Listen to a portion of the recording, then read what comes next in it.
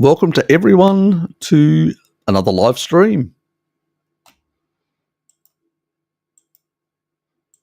Still nothing's coming through at the moment. Remember, when we're on Restream, anybody that put any question is not going to appear. So Restream, only questions that I can actually put up are the ones that actually are placed at the time of the stream when it starts. It's not like StreamYard, unfortunately. It doesn't grab the actual chat. It actually grabs the chat on a timestamp. So Restream uses a timestamp method of acquiring. And so that was the first one. So anything above that won't appear. I'll just quickly go through to see whether there's anything. Derby's actually asking me, what is he asking me? About fermented, will lactic acid fermentation of certain vegetables lessen deuterium or not? Or I asked because I saw a hydrogen atom redistribution study for factor deuterium. Okay. All plants concentrate a certain level of deuterium, and if the more sugary it is, the higher the deuterium content. So on the backbone of the carbon backbone, you'll have more deuterium than the level of basically hydrogen ions. So when you ferment it, you're actually changing the deuterionation of that plant. What will happen is the deuterium will end up in the water, potentially, or in the water content. Since there's zero studies that I can refer to, exactly how the distribution is going to end up, I have no idea, because we don't have any research. So does that mean if you've basically pickled something and you fermented it, it's ended up in the water, and if you take it out of the water content, you're not going to get as much? Maybe. No idea. It's just basically there's no research to validate exactly the distribution in the different fluids and what's actually happening. So obviously the bacteria do take up deuterium, I'll tell you that, as a growth factor. So even though I've got zero research, Derby, I would say yes, it does lower the deuterium level and it's taken up by the bacteria. But can I actually prove it with a study? No. So all I can say is that the most likelihood, yes, but can I prove it? No, because I don't have a study to basically provide you that information where it's been measured properly. So I'm basically extrapolating from other research that shows that bacteria can uptake deuterium. So I'm just hoping that they're actually uptaking it from the food as well. Makes logical sense, but and again, unless you've got an experiment, I suspect so. But again, no experiment. So you mean sauerkraut, Wes? Except high meat is not vegetarian. Yes, exactly. It's a bit hard to read the thing, to be honest. I'm more used to models around particles, currents, or diagrams. Yep, fair enough. Yeah, some of the deuterium research can be a bit on the heavy side. Some of the quantum physics that actually is related to some of the research, and also they don't refer exactly correctly to the methodologies. So yeah, I know what you mean. Okay, let's just see, because that's all about the other stuff that Wes is talking about. Supplements, yep. Okay. Yep. You're doing some stuff, your own research, science, maths, and that. Yep. Okay. Any questions of other sorts? Uh,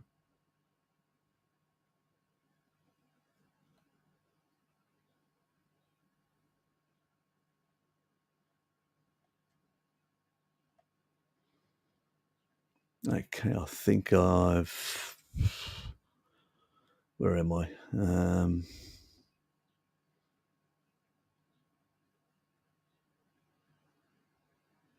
Just trying to make sure that I haven't missed anyone's question. So that was that one. Go slightly back. Yep.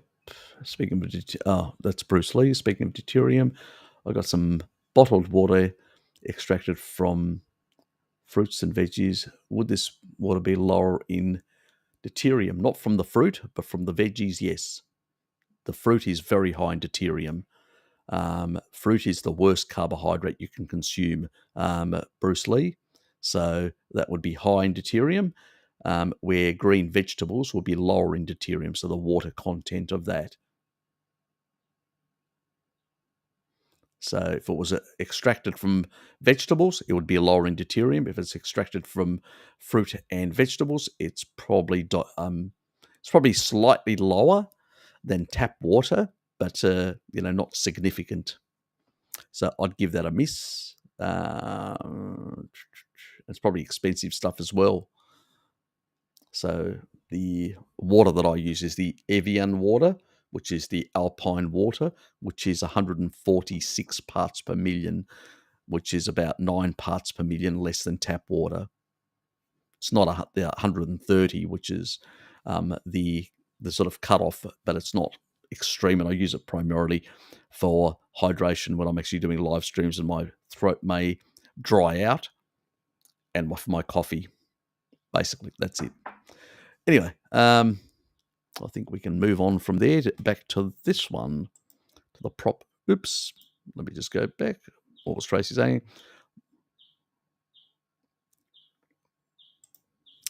Anyway, I suspect it's sort of some sort of product that they make out there, Tracy. One of those sort of expensive products where they're extracting the water content of all these plants. The problem is the fruit part is high in deuterium. The vegetable part is much lower. But what is the actual mix? Fruit is actually cheaper to buy. Vegetables are much more expensive. So I suspect they've used more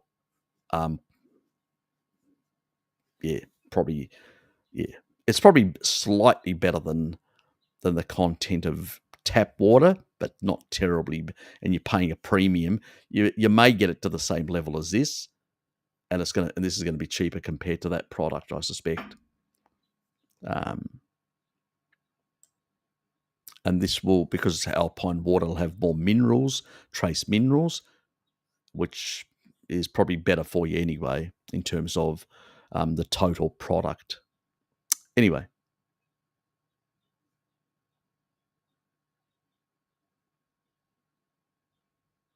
fair enough. We tend to have the different problems. When people actually add taurine into their diet, whether eating more the flesh of animals in a rare form, so you actually get more taurine, or supplement, you usually actually get you actually increase your thermogenesis levels. You actually get warmer.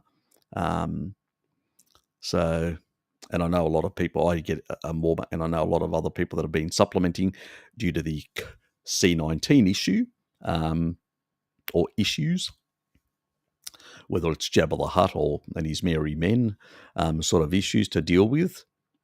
Yes. Bloody ads.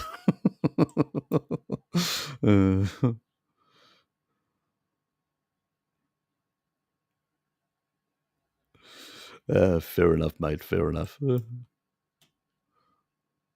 It's actual water extracted from fruit. Yep. Supposedly a new Australian invention here, basically. Brand in Aqua Botanical. Okay. Yeah, it's probably expensive as. Yeah. If it was only from vegetables, it would be much lower in deuterium than tap water and many other things. So it'd be, yep, indicated if it was just from vegetables, because that's what a lot of the actual tribal people do. They grab the leaves and the thick leaves that have got a lot of fluid, water content because of UV radiation, because of solar radiation. You actually get deuterium depletion. So that water is deuterium depleted. So it's a completely different water.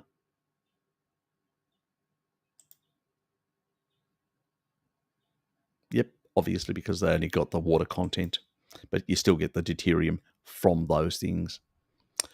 Dean, g'day mate. Hi, how are you? Any supplementation problem you think has to rebuild synovial fluids? I suffer a lot from osteoarthritis, wear and tear, pain, and plays rugby and shit died for years,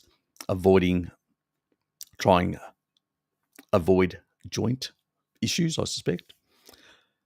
Well, a carnivore diet's going to help in that regard, but it depends on how much damage is and stuff like that.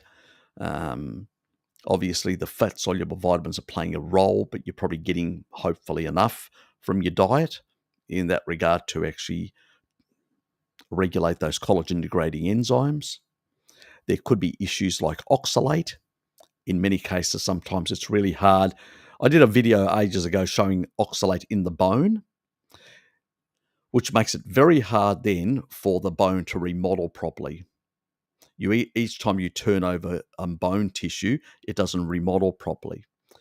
And I've actually said to people, look, you can get these crystallizations that happen in a number of areas within the bone tissue, and it can take up to a decade to clear that stuff out. And that means using a citric acid type supplement. I usually recommend just to people, just use lemon juice. It will basically will help in that regard. But that's over a long period of time, keeping the diet clean and also using things like taurine as well, which tends to really help with these sort of issues, the inflammation side. But it's really keeping the diet clean and turning over those cells and clearing out those crystals that are basically formed in those areas in the bone matrix. Also, a very other important thing in that regard is Minoquinone 4. That's really important because that really helps in managing, especially Minoquinone 4, because it affects at the genetic level. And that actually helps in better regulation. So I usually tell people at least 5 milligrams for the next decade of Minoquinone 4. You can get it off basically iHerb or one of those sort of sites that actually sell the product, the Carlson one. So that's your option. There are not a lot of easy protocols once you've sustained a lot of damage. At the end of the day, it takes to turn over all your cells in your body takes about a decade, 7 to 10 years. Obviously, on a carnivore diet, it can actually happen a bit faster, that you heal and repair these tissues, but don't expect miracles. It's not going to happen in months. That's not going to, once you've sustained a lot of damage. It took me a decade to fix up all my heart fibrosis after I had my cardiovascular incident. So it takes time. So each time I went and tested it every couple of years, the fibrotic tissue in my heart reduced and reduced. And it's pretty much taurine is doing that. It actually breaks up, gets rid of fibrosis. That's another thing that can actually help within that tissue. But it takes time. Decades and decades of damage can't be reversed in a very short amount of time. I wish it could. I'd love to be able to provide people with great quick solutions, but unfortunately it's just ain't gonna happen. G'day Lisa, thank you for the donation. 12-year-old, 5, 10, 60 kilograms, had an ingrown toenail, took antibiotics, first time of life, best way to heal, after this. Taurine, okay, yes, definitely. How much? For that sort of age, I'd only use 2 grams.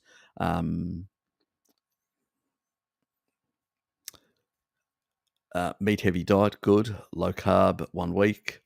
Anything goes. Second week, does to join other parents. Okay, so you're separated. So, yep.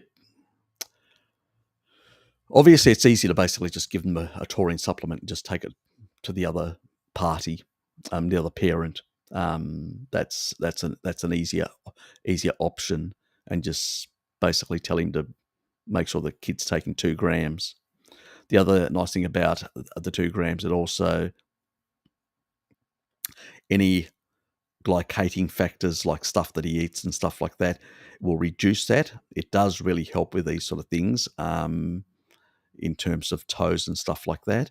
So the other thing that does has been used by a number of people for nail issues, and which that means the nails of your fingers and your toes. Has been MSM, which is another sulfur amino acid, and usually people use about 1 gram of that, and that seems for the specific tissue types of your nails and hair, it tends to basically have a better effect in terms of the keratin. So the keratin structures, the way they bind together, the collagen. So yeah, that's probably another option as well. But at this stage, taurine's definitely one, but I would actually probably throw in there. I'd probably split it: 1 gram of taurine, 1 gram of MSM. So M for Mary, S for Sam, M for Mary again, MSM. Um, yeah, you should. Let's just,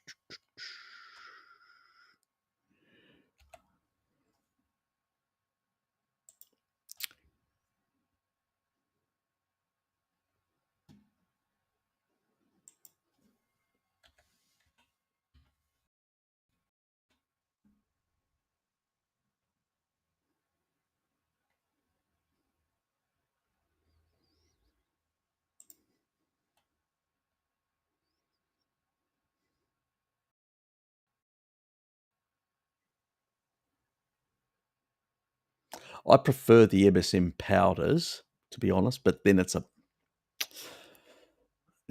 always a problem with kids because a lot of the other ones have got fillers. I don't really like fillers.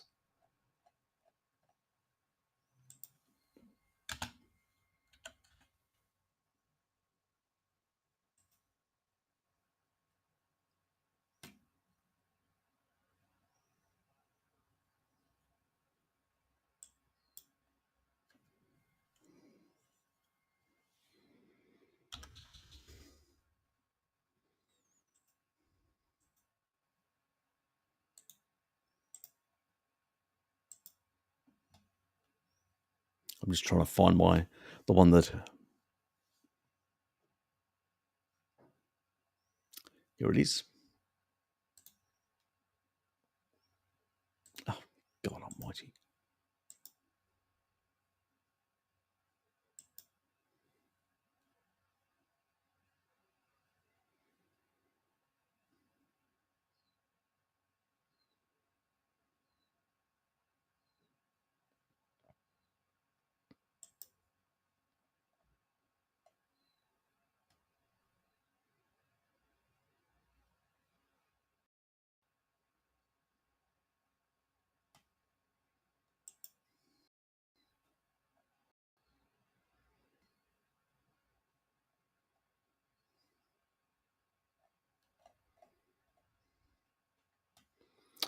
Okay, let me just bring that up.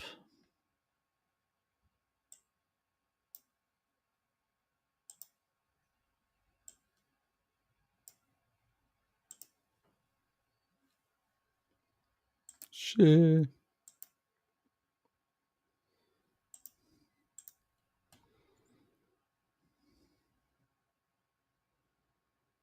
So this is the one which is the Lake Avenue.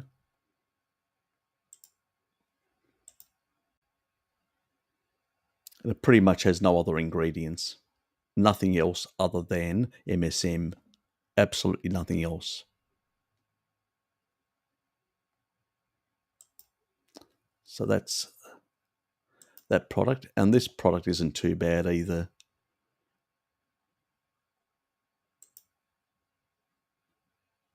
Yep. So this is about 2.2 pounds. It's talking about a kilogram.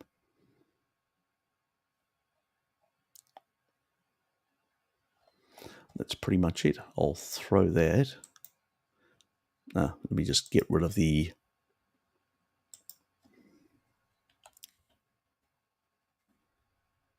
Will actually automatically revert to whatever country you are in automatically. So it'll just go bang and actually put your own extension for your own country. So I'd consider that as well in that regard, because it's really good for the nails, so toes and all that, MSM. But taurine's also really good, and I'd actually combine the two. I think you're aware of the actual.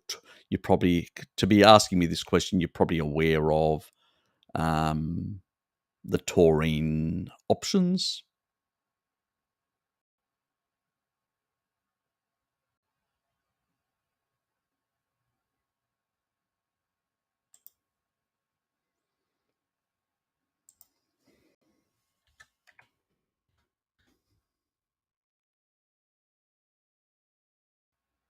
And this is the only one I purchased and the only one I usually mention to people, because it's a really good high quality one, and it's a pure amino with no fillers, no nothing.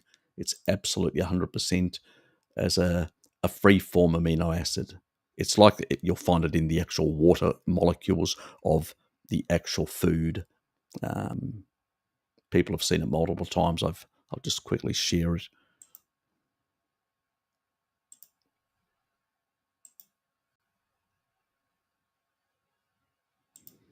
Which is this one here.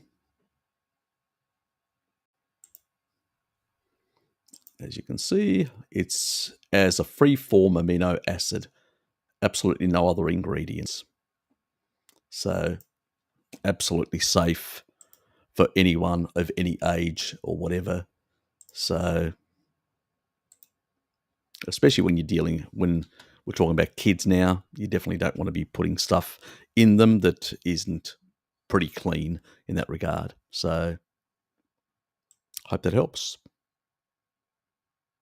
Obviously, keeping the diet cleaner does help.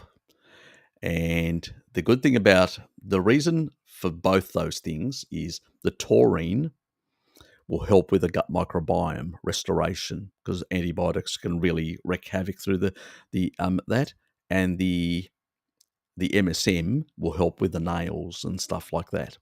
So you need both. So split it between the two. I'd probably go, while the child is with you, probably go for 2 grams of taurine for a week or so, and then go down to 1 gram. It's much easier to manage, just to give them, because remember, they're still a smaller person. They don't need as much as an adult. They still can synthesize a certain amount. As long as they're eating a meat-heavy diet, they can synthesize from methionine and cysteine. So you can still synthesize in your body. And then on the other hand, the MSM is the thing that sort of really helps with those sort of issues, nails and hair and stuff like that. It's one thing I need to go and buy again. I haven't bought it for ages, MSM, but it's pretty good for that sort of stuff. I should pick up some. I gave to all my stash. I gave to Dad because he's got a few issues, so which are helping him.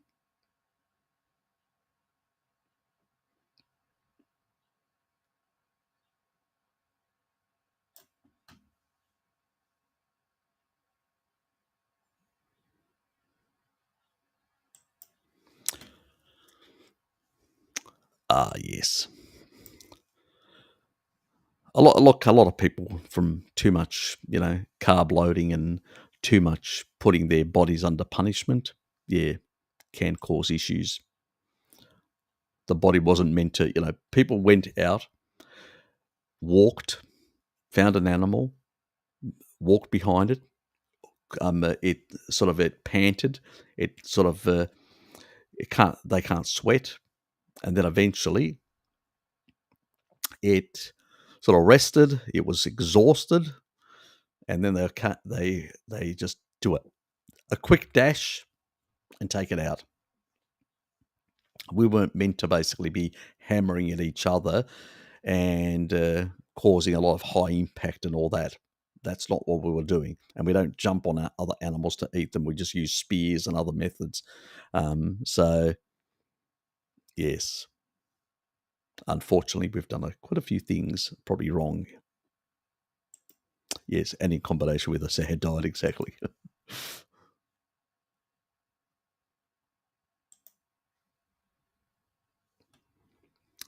Harry, what's your take on hair loss being autoimmune related? It depends. It can be for some people, not for others. For others, it can be hardwired genetics, like Bart. Um, if you basically have multiple generations of eating in a certain way and you have a genetic predisposition for certain types of autoimmunities and other things, your ancestors may have basically, like, the Pottinger's cat, 3 generations, things change radically and become, let's say, genetically hardwired, where initially it's epigenetically, and that's autoimmunity as well, and then it becomes genetic. It's like the Ashkenazi Jews that have got a genetic predisposition to a certain neurological disorder. Again, certain things that their past relatives did has actually brought about that genetic change, which is, dangerous and has, I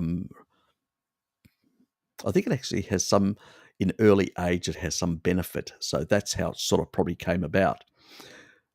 But as a consequence, they have this genetic change. Now, it can be switched off completely. The gene can be switched off completely by high doses of, phosphatidylserine. So, and animal foods are very high in serine to be able to produce that.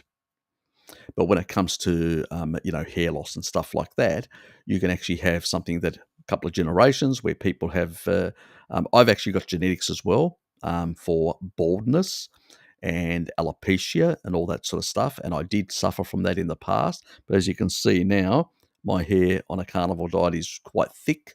It actually gets too thick and it grows too long and I need another bloody haircut and it costs me too much bloody money getting haircuts constantly. Anyway, but that's another issue. But it usually can be genetics or autoimmunity or dietary. So it could be one of the three.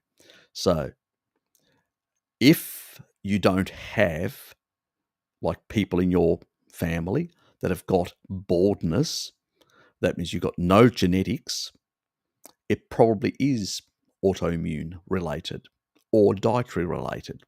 So now you've probably made, if this is affecting you, now you've actually made some switches and changes to your diet that should have improved things. If it hasn't, maybe it's deficient in some aspect, potentially. I don't know,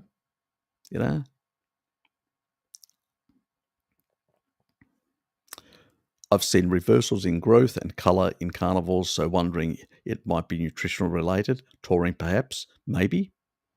Sulfur amino acids like MSM and taurine tend to play a very big role in improving the quality of hair in that regard.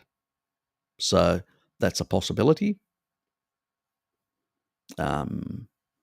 A lot of people that do take supplement taurine see improvements, or MSM also see improvements. So you could give it a try and see how you go in that regard.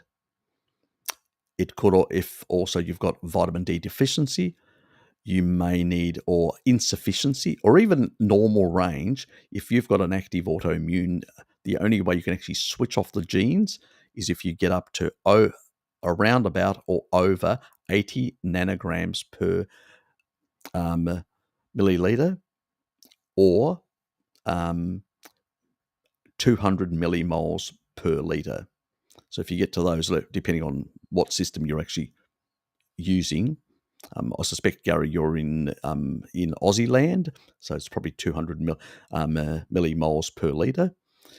And so, so that you need to get your vitamin D levels really high, to really turn off certain genes, and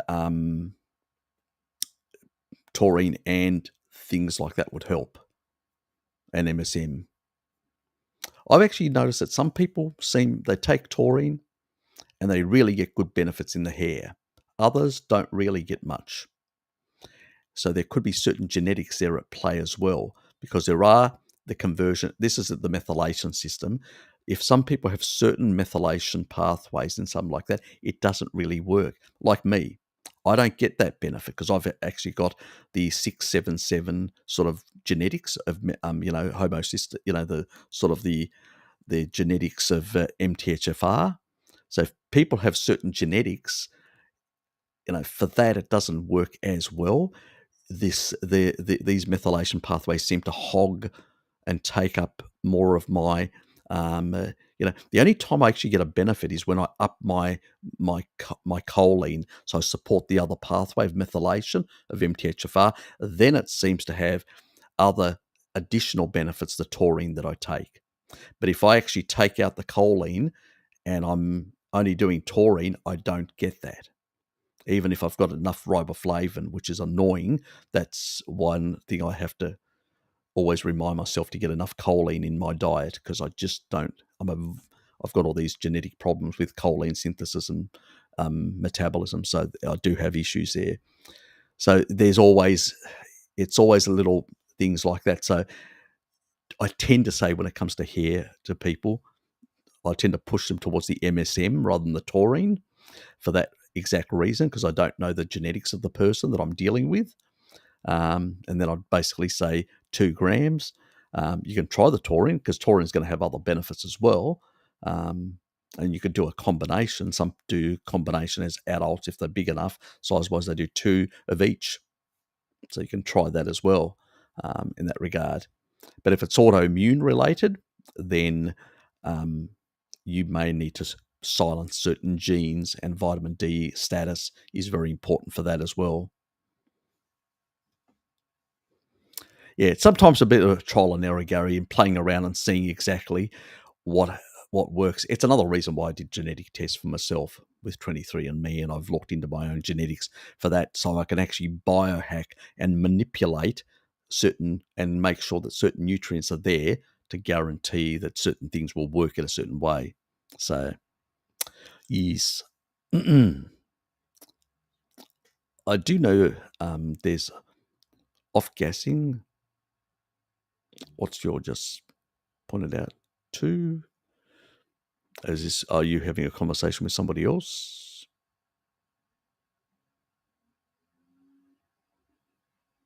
It's not clear to me what you're actually asking, Wes.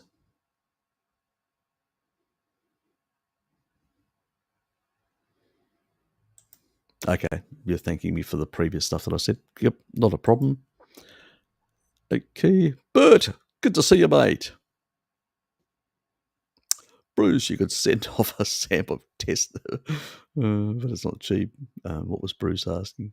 Did I miss something? Oh, that's the actual that product to work out whether it's fair enough. Yes, he could actually do that to find out the deuterium levels of the drink. If he does, I'd probably think it's a bit of a waste of money, but if he does, I'd love to know, Bruce.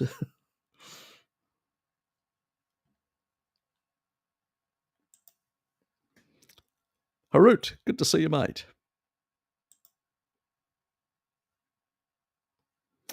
I don't know much, Gary, but thyroid conditions have a negative effect on hair. That's true. They do. They definitely do. That's an autoimmune thing as well, thyroid thing. So Hashimoto's thyroiditis. So, but there are other autoimmune diseases and conditions that can also help affect the hair follicles. It's not only the thyroid. So, yep. But it could be, yep. And that again, if you remember Lukey, vitamin D levels, super high, plus carnivore diet, silence all those genes, feels warmer, packing on the muscles, doing quite well. I think he's also doing a bit extra, let's say, myostatin inhibition using taurine to build up a bit more muscularity. So he's playing around with that side of things. Yes, that's for another video in the future on how to build more muscle with taurine. But, it's the reason why I usually say, you need to basically give older people that don't eat enough meat leucine and taurine to increase and enhance their muscle protein synthesis and reverse sarcopenia, like I did with my dad. Very, very important. And taurine is a myostatin inhibitor. That's why the bodybuilders use it to be able to bulk up more rapidly.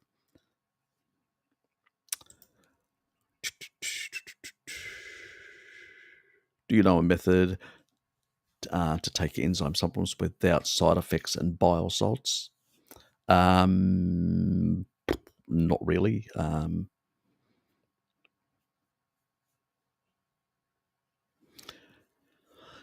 Look, it depends. What exactly your situation? If you've got sludge coming through your ducts, that can be a problem. Sludge can actually cause some irritation to your pancreas. It can actually also cause blockages and backing up, so pain in your pancreas. It can do all sorts of things. Sometimes I had that problem because I had small stones. My father had big stone, just came out, he was fine. I had small stones, and I struggled. I did higher doses of taurine. I emulsified those stones and they started coming out. But then I had all this sludge.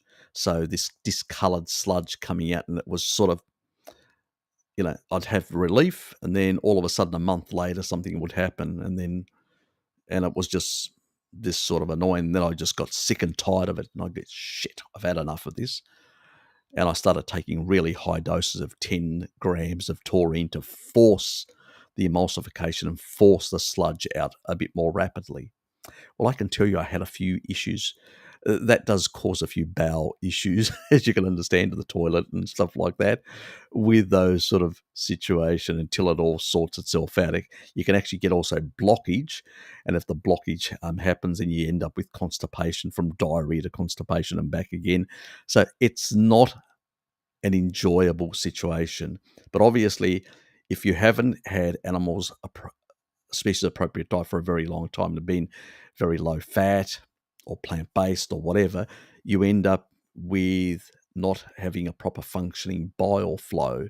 And remember, you need taurine and cysteine to basically produce bile, but bile, the better quality bile, is the one that is produced from taurine. It stays around longer, it emulsifies things, it works properly within the small intestine.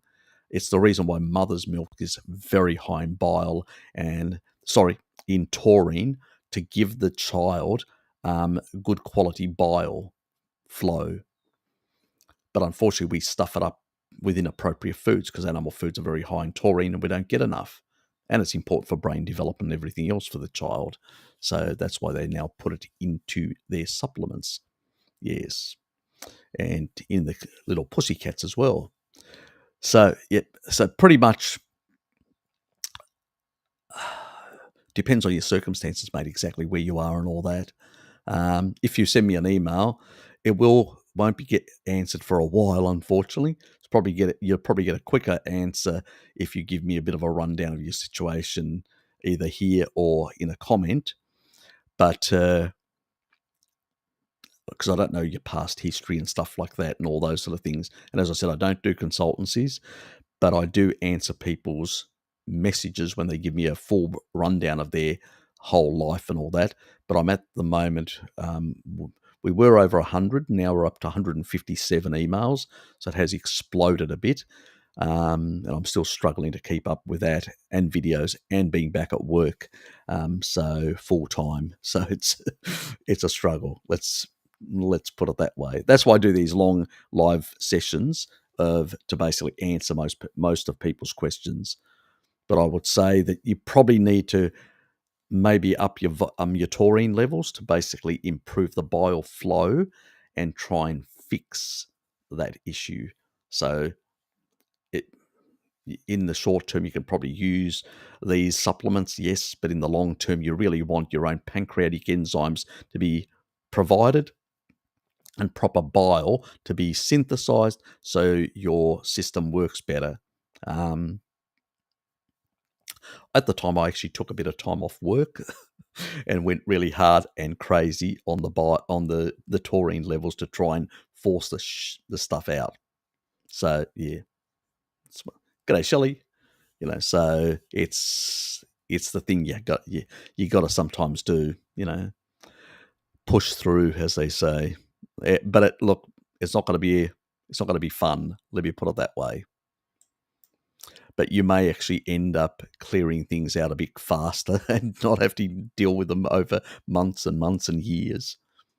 What do you think of the regaining of hair by Sean Baker? Yep, I see the vegetated quacks having their soy periods. Could be getting more sulfur and other. Yeah, look, he eats so much, Wes, so much meat, and he doesn't overcook it either, and so it retains more taurine. And I suspect the taurine is helping to maintain really good, improving the hair, improving the sulfur amino acids, improving his gut function and everything else under the sun, because it does regulate your gut. It eliminates all these problems. So I would say, it lowers things like histamines and all that sort of stuff. So, and he's getting a lot of taurine from the amount of meat that he consumes. So it's a good thing. Regulating his electrolytes, so he doesn't have any of these issues that a lot of other people complain. For that reason, now obviously you may not want to eat that amount, and you may just want to supplement with taurine and get the same benefits. So the option is up to you, but he's an example of somebody doing it in a pure way and getting the benefits of it. And so he would be probably like many other people, second or third generation of hair loss in the family. So he's actually silencing those genes in a sense and improving the response. It's a bit like myself. If you look at my uncle, he's got a lot of hair loss. He's bald. That's Dad's younger brother, and his son, who's got the same name as me, Harry Serpanos as well. He lives in Melbourne, but he's got a lot of baldness and alopecia spots and all that stuff that I had. I had a lot of that sort of as well, and I suffered from. I thought I was going to go bald as well, so I was worried in the same way. But the more animal foods that I've put in and using sulfur amino acids and stuff like that, I've noticed a reversal. So I'm happy about it. I didn't want to go bald,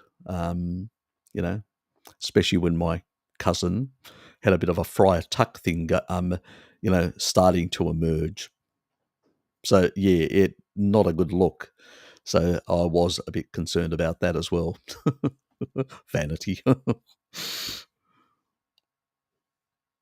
G'day, Loki.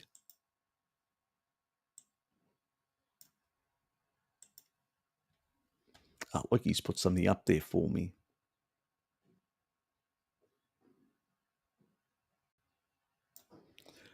He's got an attachment for me. He's got an attachment. Oh, that one. Yes, that one. I didn't show that one, did I? Actually, we'll show both of them. Both of them. let me just go to where.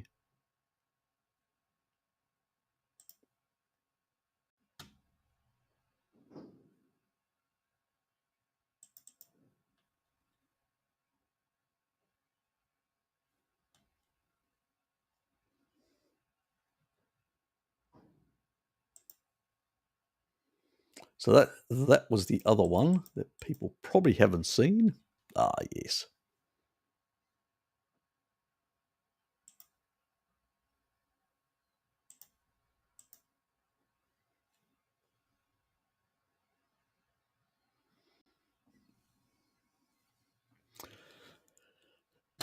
Mate, Terminator Harry. Or that's actually from.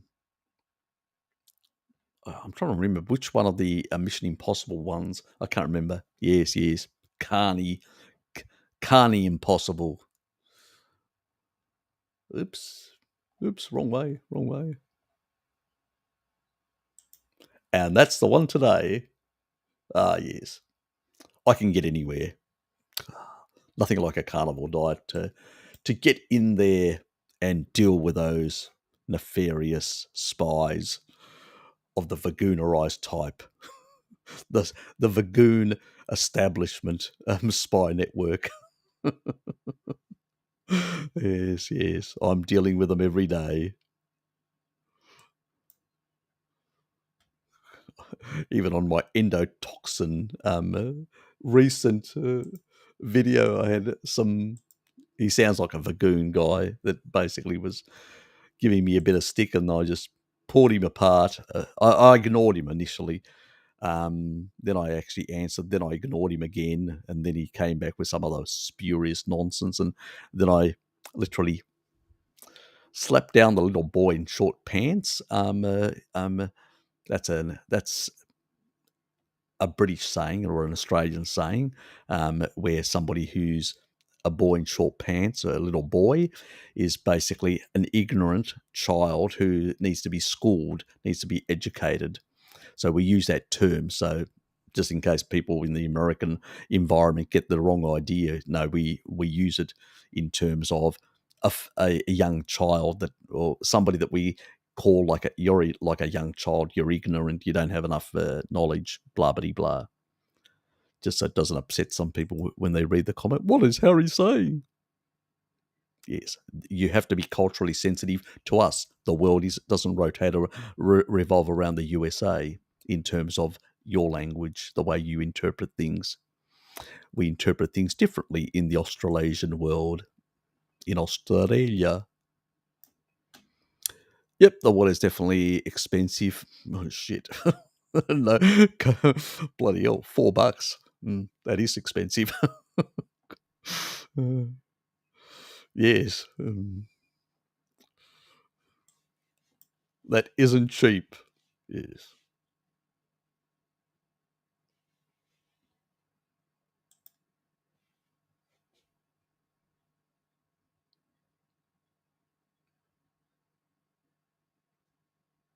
I don't know. I have no idea. No idea. So you can't comment on that, Tracy. Can't comment. Do you think deuterium depleted water is worth it for a 3-month protocol for any health issues? Maybe, potentially, but you can actually just. I don't honestly, Spence. I don't know. I'd say no. If you've got cancer, yes. If you don't have cancer, no. Just reduce the intake of water from a tap and increase your hydration from your own body fat or fat that you consume.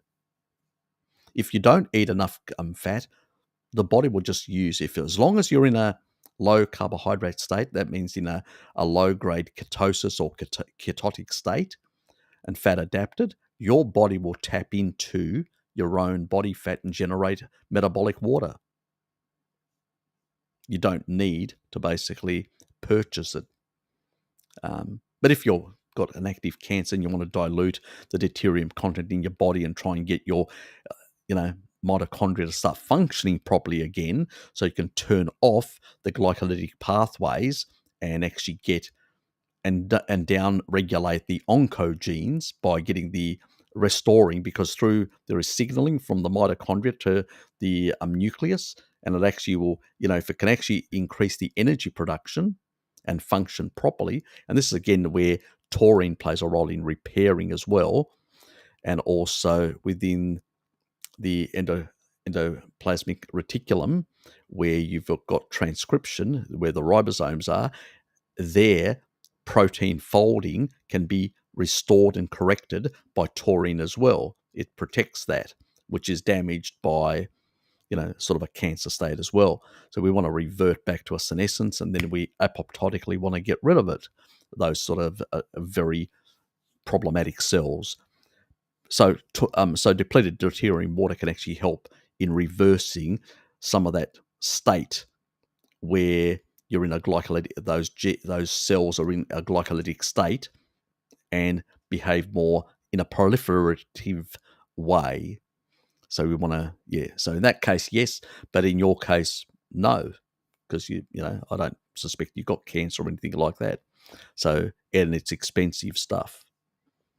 It's actually cheaper to basically go around to plants. If you've got trees outside and there are leaves, it's easy to put a plastic bag around that, wrap it, and actually allow it to perspire and actually get the water content from those leaves that's going to be deuterium depleted without having to pay for it. That's an option, isn't it, boys and girls? Yes, that's the sort of the survival method, using plastic bag around, of a tree to get clean water. It's not only clean water, so it's not contaminated, but it's also deuterium depleted water. Wonderful stuff. Save you a lot of money as well. G'day, Elizabeth. How are you? Good to see you. Friends of mine have been studying biochemistry, and he says it's hard to find Randall cycle information in biochemical books plus nutritional books. They are hiding the info. I just think they're just ignorant of it. A lot of the biochemistry books are really reductionists. They just basically will tell you this is lipolysis, this is glycolysis, this is this process in the body, this is that process, in a very reductionist way. And most people just learn it like slogans. Oh, that enzyme, that enzyme, that enzyme, that enzyme. And then you get this result. But the reality is the body doesn't work like that. Yes, it follows certain enzymatic pathways, but there are branches off those main pathways that can actually, because of other nutrients or signals, can actually be diverted. And if you get a different signal diverted in a different direction, it's a bit like cysteine going either back to methionine or basically going down to taurine. Got it? It depends on the signaling that's actually coming in the body. So it's a very much complex picture. But if you think in reductionist terms, you think, if that's, I must do this to get this to work in this way. No, this is interacting with all these other molecules, with all these pathways, plus signaling and the feedback loops. And potentially, if you do this, this, and this, you may get a completely different effect.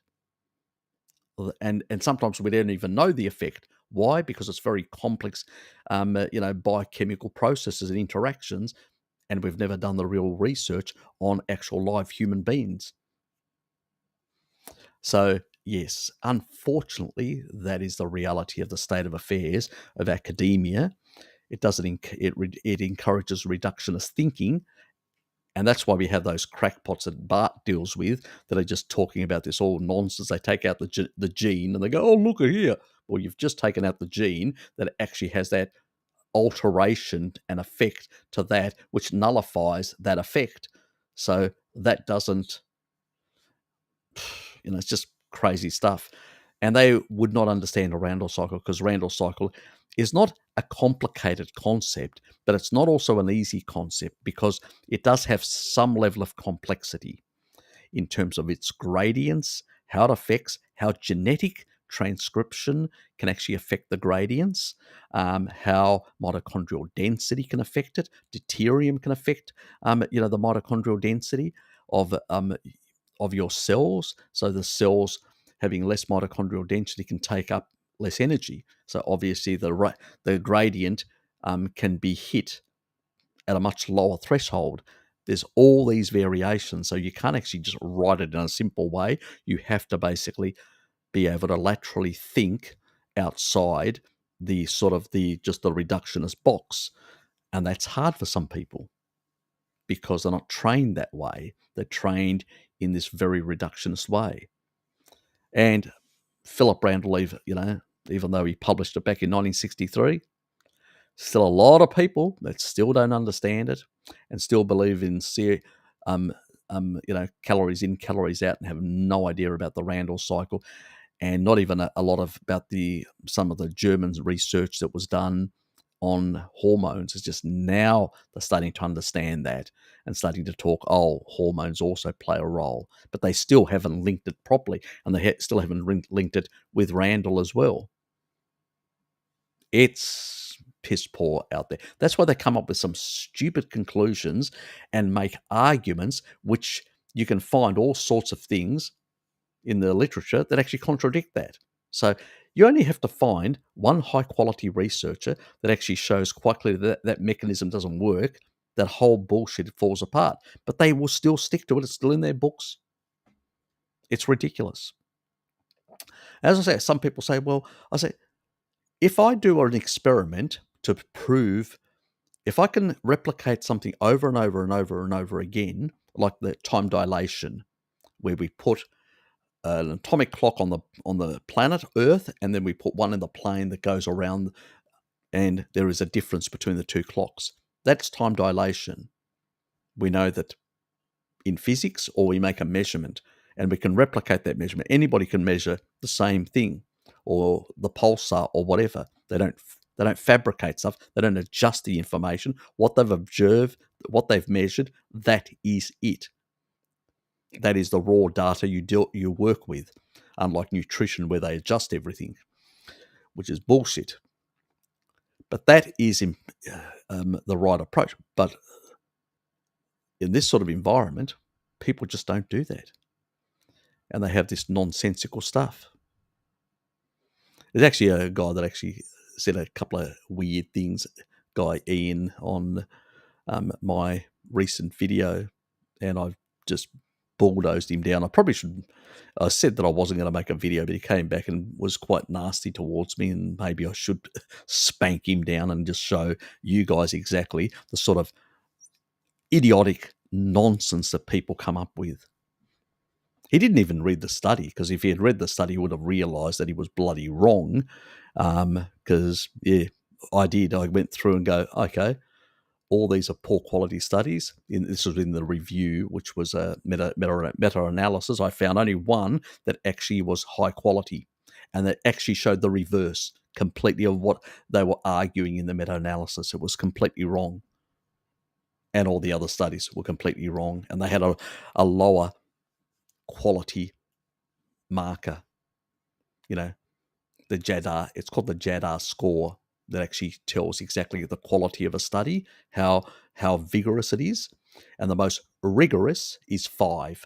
That means you've got somebody in a lab and you're experimenting on them, which is really hard to do nowadays because it never gets through an ethics committee to do something like that. So the next best thing is a very high quality controlled randomized control study, which is a 4. Anything below that is all observational garbage. 3 and below, and most of them were basically 2, 1, 0. It was just garbage, absolute excrement. And this guy was saying, you cherry picked. No, I only looked at the high quality and ignored all the other bullshit junk science in that meta-analysis. What an idiot. But this is the sort of, probably Vagoon, because what he actually stated, this long criticism of me, he must have been a Vagoon. Yes. Very funny, actually. Very funny. Anyway. Yes. When they lose the argument because you show from their own stuff that they provide to you, because they didn't even read it properly or understand it properly. Yes. That's the sort of state of affairs in academia now, that we're actually getting people who think in reduction terms, can't even read a study properly, can't even interpret or understand it.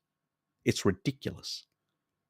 Fuck, they should close down these universities. They're just producing mindless fucking drones that just talk garbage all the time. Mike, how are you, mate? Hi all.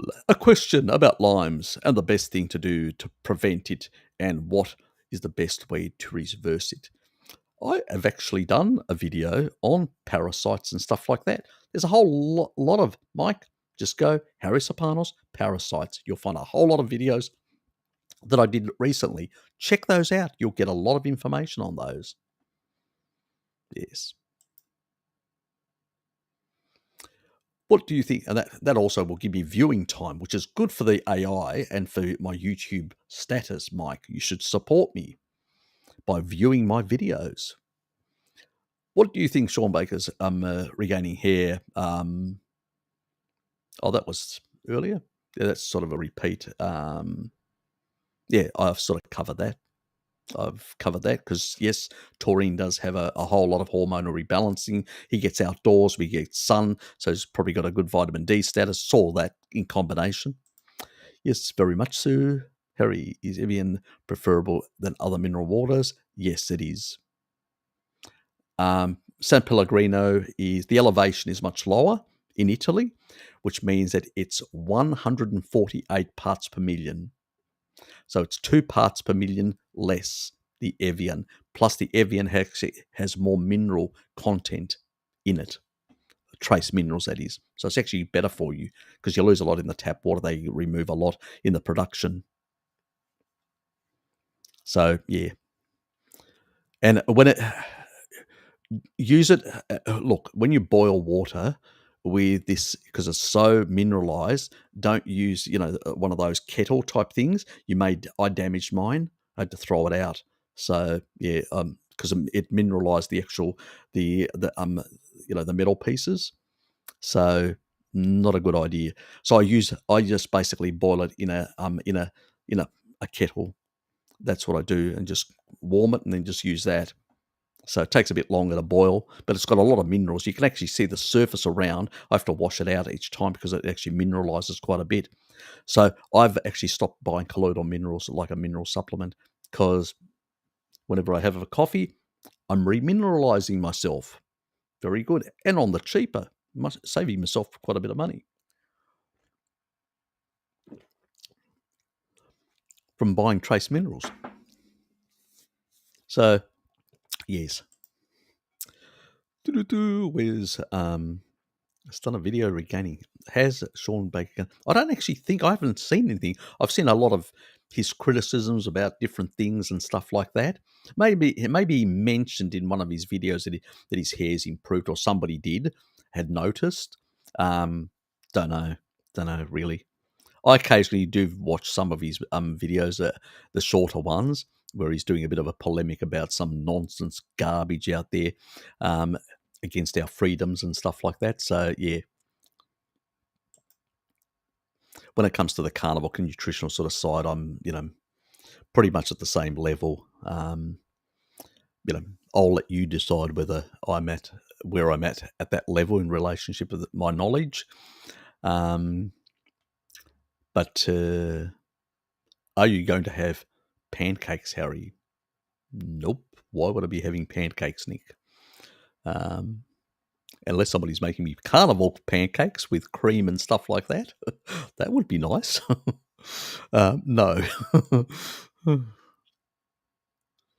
Harry, edible fats can keep toxins and chemicals. They're a problem while cooking with them. Mexico is hard to find grass-fed animal, especially pork. Look, animals do detoxify as well. They do have, livers, and they can detoxify a number of things. It's not as bad as a lot of people make out. No. And your own body can actually detoxify the small amount that may come in. It's not really an issue. It's really overrated. And when people have looked into it, that's why basically I say that I don't have a problem with poor people that can't afford high quality meat to buy basically the average type of meat. It's still going to be better than plants, which are full of chemicals, plant chemicals, and man-made chemicals on them. Actually, the plant chemicals can be sometimes even worse than the man-made ones. So, what's more toxic? So, I mean, yeah. a bit overrated. Um, as long as the animal still was kicking and alive and didn't die from the chemical exposure, that means it would have had the capacity to detox and lower that threshold like we have. So I wouldn't worry too much about it. Obviously, to get a better quality product is probably a must, but if you can't, um, it's always going to be superior to plants.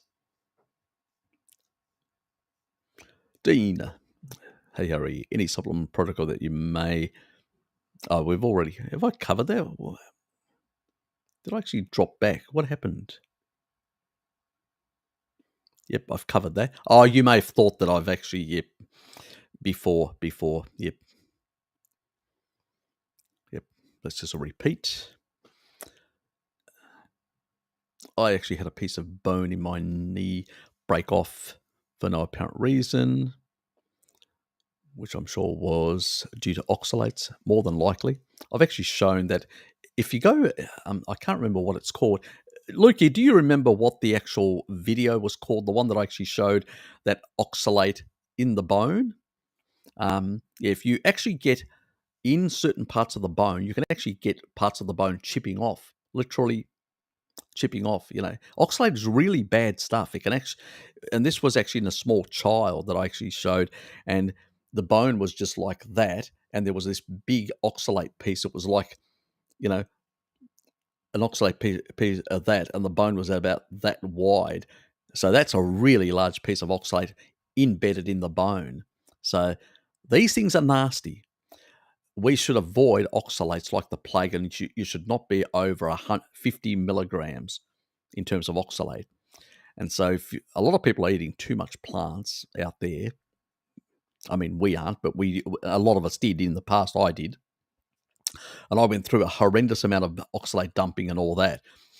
And I still do citric acid. And I've noticed since I've been still doing citric acid, like I put lemon juice on my meats and stuff like that all the time, and I get some citric acid into my system, and I don't have the joint issues, pains, and stuff like that I was having before. So I'm not saying that all my oxalates have gone, but I'm saying it's probably helping that extra citric acid in sort of reducing some of the issues of the oxalates that are there. It's probably helping clear out the remainder. But I've been doing it for some time. Remember, I was doing a citric acid supplement like Bart and a number of other people for quite a few years in order to bring down the level of oxalate in my system.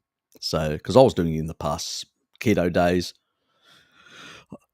In hindsight, I wish I'd gone from my high-fat Mediterranean diet straight to a carnivore diet and avoided keto altogether.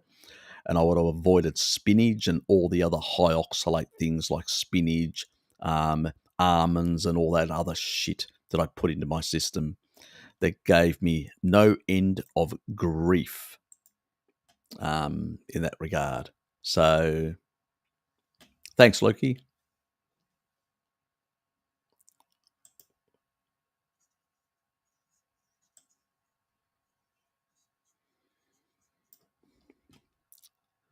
Yes, that was a very interesting video. That's the video that I actually did on oxalates and the problems that they cause. And that's actually real research looking and actually imaging the stuff in our bodies. So it's real stuff, and it does lodge in the bone and in parts of the soft tissue, and it does cause soft tissue damage. And so in your kidneys it can do damage, in your heart it can do damage, in your lungs, and all these body. I suspect I had that fibrotic tissue got worse with the oxalate in my left lung, which caused a lot of problems. And in the heart, oxalate's also related to heart disease as well. Associated. We haven't proven causation here. It's associated, but I say it's probably aggravating and making things worse. Yes. Yes, curse. Yeah, I agree, Bruce Lee.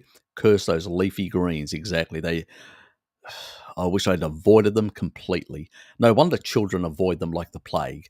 You have to force the child to actually literally tie down the child and force it into its mouth. It knows that it's bad. Yes, we should listen to our human instincts. Well, people also will say, well, then sugar should be okay because we have an instinct for. Yes, but that was seasonal. That was seasonal, not all year round. And that was to engage the roundel cycle and fatten up because we've got leaner animals compared to the glacial periods in these interglacial periods. So we need that, and we use it as an option to fatten up. It's like the, the big bears. They eat a lot of fatty animals at the end before they go into hibernation, but also shitloads of fruit, in particular grapes. They seem to love, and they put on heaps and heaps of body fat. So then they can go into hibernation and survive through the winter. That's the whole purpose of actually putting on adipose tissue by engaging the Randle cycle for a rainy day.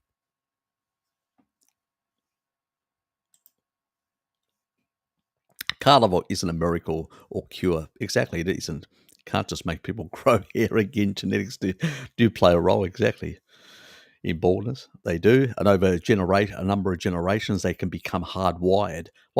Like Bart, he's probably had a number of generations. It's become hardwired, and it's not epigenetic anymore. It's hardwired, and it's really hard to reverse when it's hardwired. Now, there are some ailments, as I said, like the Ashkenazi Jews with serin that can actually turn off the genes completely. That doesn't happen with all genes, and I suspect whoever works out a combination of stuff that can actually turn off maybe they'll use something like CRISPR to generate some sort of key that goes into those genes and turns them off, and then you whole lot of hair. Yes. I would say that that's sometime in the distant future. Somebody's going to make a lot of money out of it. Let's put it that way. But the easiest way is to go back on a species appropriate diet, encourage your children to be on a species appropriate diet to avoid your own genetics predisposition from being their future.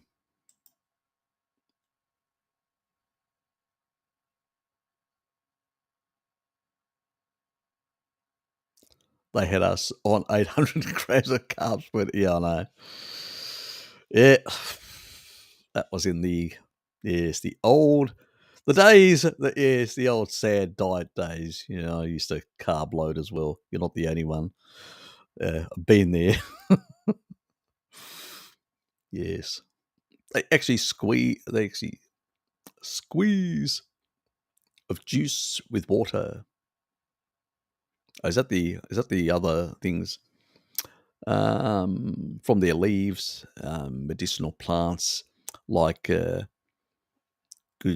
guduchi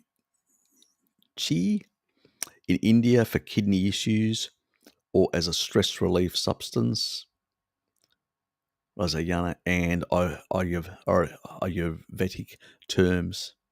Yep. Oh, look, that's sort of, it is low deuterium water, and it probably has an influence. Definitely would have an influence.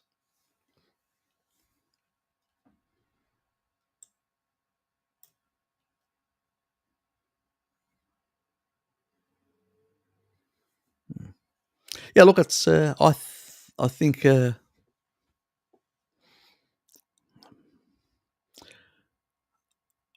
I've looked around the world and I've noticed, look, the Sand people, the Kalahari, the Bushmen, the Hadza do the same thing. I'm not sure about the Inuit, but then again, they hydrate also. They drink the milk when they're actually out herding the animals. So they may not need, and the blood, and so they may not need this option of hydration. But I have noticed a number of tribal people actually getting their water supply from leaves, thick leaves, a bit like the camels as well, from cactus, which is very low in deuterium. So I'm not surprised that it has these sort of benefits, because we know once you lower the deuterium levels, your kidneys, your heart, all these issues start improving. As a stress relief, I don't know. I've never heard of that. Deuterium depleted water as stress relief. Maybe it's that could be more of a placebo effect than anything else, that sort of calms the person down from the practitioner's sort of voice of confidence that, this is going to help you, and that person feels, yep, this is going to help me, and starts feeling less stressed. So it may be more of a placebo effect in that regard. Anyway,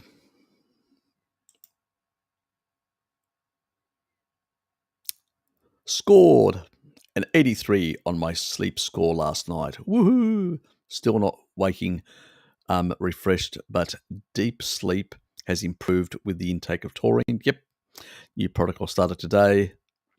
Backed on OMAD. Good for you, Tracy. We had a bit of a chat last night. Yeah, taurine will help with your sleep quality and the sort of shift that you've actually made.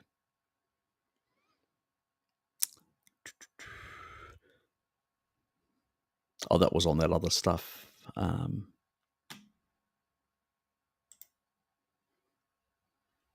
G'day, Raymond. Good to see you, mate.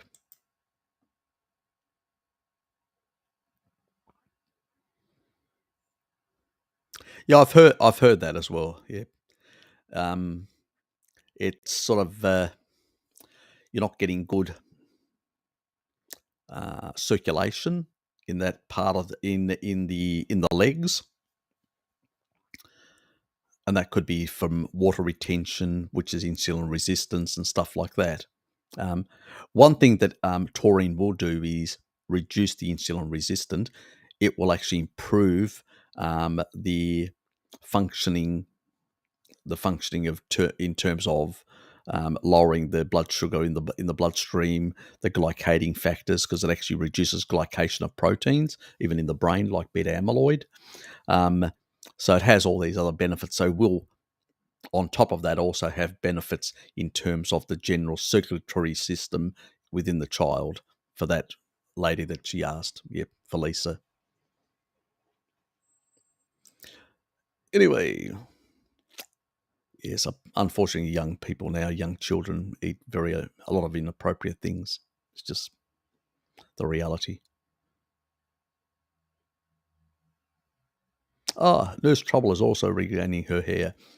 I'm regrowing some too.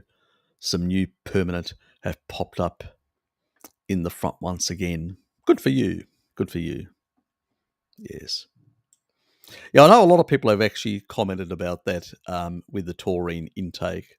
I'm not surprised in that regard. My hair with more sulfur amino acids is really thickened as well and improved. So I'm not surprised in that regard. And you take a look at the actual, and it also makes you warmer, less cold as well. And you can actually see that with the Inuit. They sit there cutting away all this raw meat and handing it to their kids and themselves, and eating and all that, which is full of taurine because you're not losing anything. And they even drink. So all the actual taurine that goes into basically the fluid parts that they've got, like they're wrapped around, and it's just going, and they'll use these cups and actually drink the blood and the fluids and stuff like that. So they're getting additional taurine and stuff like that. So you look at that and you go, yeah. And people fear meat. God almighty. Yeah, and that's one other thing. Everybody about mTOR. As I said, mTOR does not activate very high if insulin and IGF-1 are low. If insulin and IGF-1 are low, these growth factors go in lockstep. When you're eating meat, it's a 1.3 insulin to glucagon. There's no bloody way mTOR is going to over express itself. Only when you engage the Randall cycle does it over express itself in terms of growth pathways. It's absolute nonsense. And it's a criminal thing that they've been doing, encouraging older people not to eat enough meat, fear of mTOR and, long life. And what's happening? A lot of these old people are becoming sarcopenic, very weak, very frail. and are dying like that very easily. Very appalling information that's being put out there currently by a number of people. Very bad. Well, if you take a look at the lady that lived the longest in recent history, 122, the French lady, she used to eat eggs and meat all the time. She loved having a couple of eggs a day.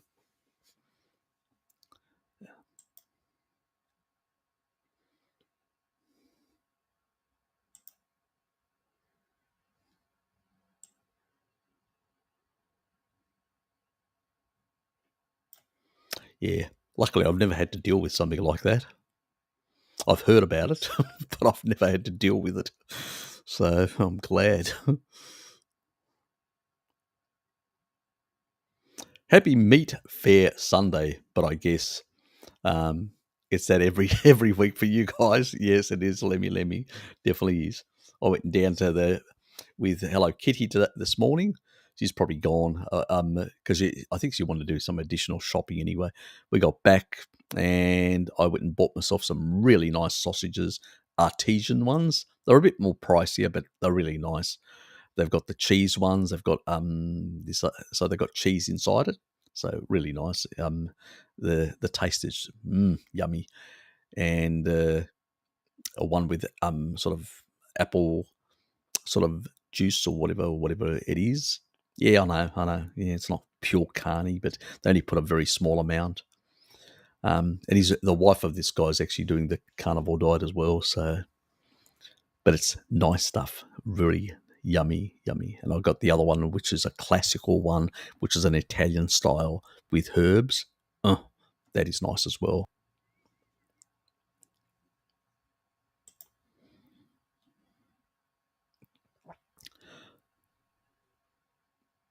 Are people asking the same questions, or has something happened to this? We've covered all that, or people were thinking, I'm not going to answer your question. I have.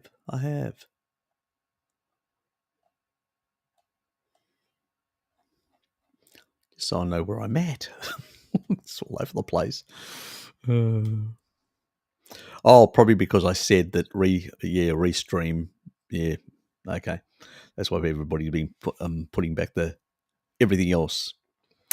Bruce, my hubby, suffers from ingrown toe for years due to undiagnosed type 2 diabetes. He's recovering in recovery mode now. Good for him. Are you still locking him up? Has he got the... Yeah, we won't go into that. That's our own humour, isn't it? I'll keep it private. Sorry, Tracy.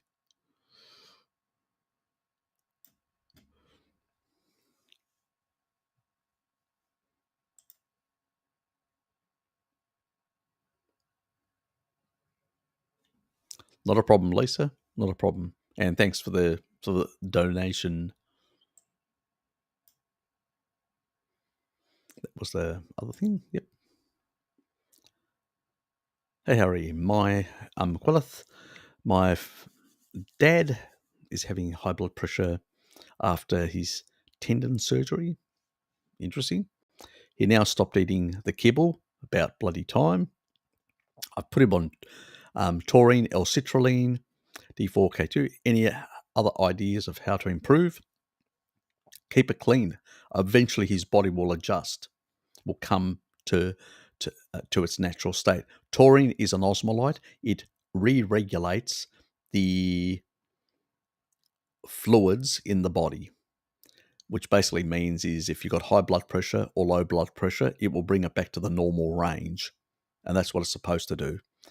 L-citrulline is a vasodilator. It will actually increase arginine inside your blood vessels, which means that you will actually increase nitric oxide synthesis, which also lowers blood pressure, but also improves the general functioning of the... Because nitric oxide also increases the sort of, not on the vasodilating effect, but it also improves in terms of the stiffness. It lowers the stiffness of the blood vessels as well. So that's fine. K2 and is good because that'll remove the calcium out of the soft tissue and put it into the bones, which is what you want. It has to be Minoquinone 4. That's the most important thing. Minoquinone 7 is not the ideal one to use, just to make that quite clear, because Minoquinone 7 in some people cannot even be converted very well, very poorly in about a third of the population. So as long as it's Minoquinone 4, it's fine. And I think you're pretty much doing everything that is required. Keeping the diet clean is very important. That's really one of the most important things. The foundation thing is the diet, keeping it clean. The other ones are basically support elements to improve the general functioning, because he's done a lot of inappropriate things for a very long time. The taurine's probably going to help him not also forget about only the blood pressure improvements, but also will improve his other functioning of his other organs. That means any fibrotic tissue that exists in his organs, that will be reduced. So it'll improve the kidney function. So taurine will improve kidney function, which means that his kidneys will get better. My dad was precancerous in his kidneys and had a lot of issues with, and that's sort of gone back. So we're no longer in surgical mode. That was a few years back anyway. And eventually I was able to convince Dad to take more taurine and eat more meat. And his kidney function has improved quite a bit since then. So really important to basically reduce the glycating factors within the body, including the kidneys, and that will improve blood pressure as well over time. Plus, extra benefit as an older person, your dad will actually get some reduction in glycating factors inside the brain, which means that the biggest problem with beta amyloid is not only that it stays around for too long, but it gets glycated. And when it gets glycated, it becomes sticky, which means that the brain can't literally remove it very easily. So taurine goes in there, takes out the glycating factors, the advanced glycation end products. And so by reducing the glycating factors of the actual beta amyloid, the amyloid folding, protein folding, is improved, which means then when it's had its useful purposes, it can be removed by something called choline. And obviously, when you eat a few eggs, you'll get choline, and you should encourage him to eat a few eggs if he can, and they will help him remove the fatty liver issue, but also reduce the beta amyloid as well in his system, in his brain. So he should start getting a lot of different benefits over time. So consistency is the key thing here, especially if somebody who's done a lot of inappropriate things for a very long time. You have to press the point that he must remain consistent if he's going to get the full benefit of those changes. Spence, are there certain foods that are helpful in building up Electrobacillus and Bifidobacterium in the gut? It's called taurine. Simple as that. That's an easy question.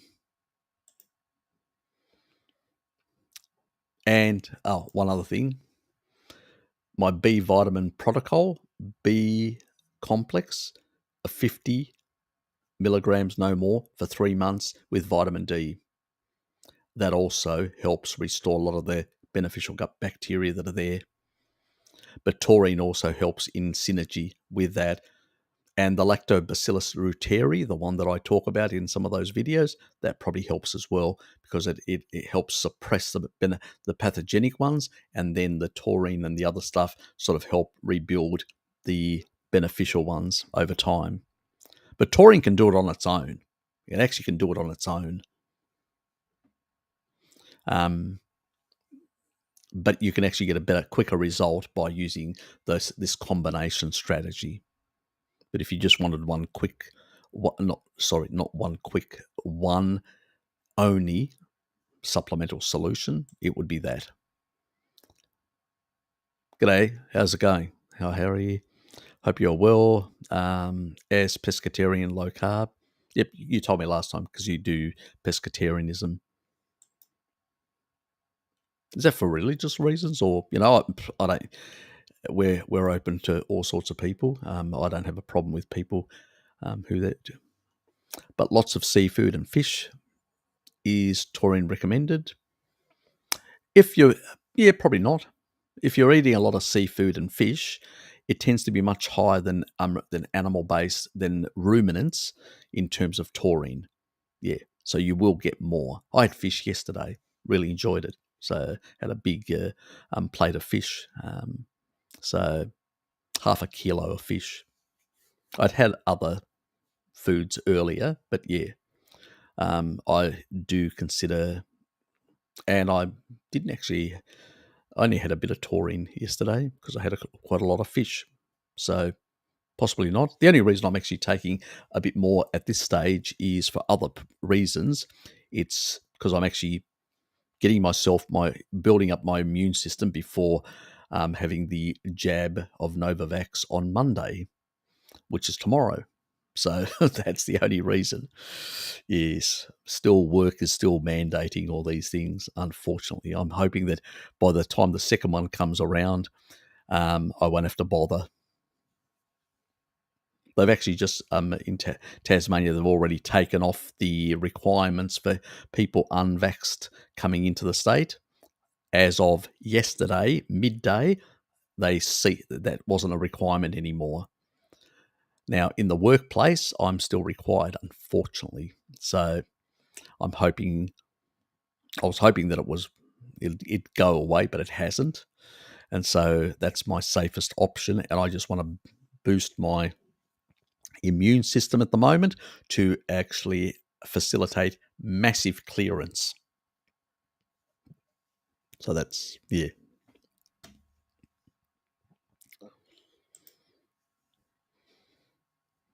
As a supplement, yep, you can get benefits.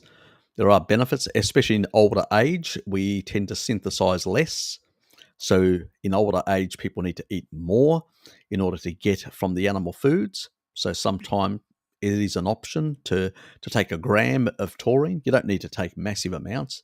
I mean, if you eat 100 grams of, and which is 3.53 ounces of oysters, you will get over 1.2 grams of taurine. So oysters are one of the highest sources of taurine, extremely high. So you could actually have 200 grams of oysters and pretty much get 2 grams very easily in that regard. So yeah, seafood is pretty good in that regard. So being a low carb pescatarian, yep, you probably don't really need taurine supplementation. Most of the problems that I find with a lot of the other carnivores is they overcook their meat. They reduce the amount of taurine in the meat that they actually have. And as a consequence, they don't get enough. And so I sort of recommend as an option supplementation, or because they've got specific conditions where they need it to sort things out. So it depends. But I wouldn't really worry if I was on doing the same thing.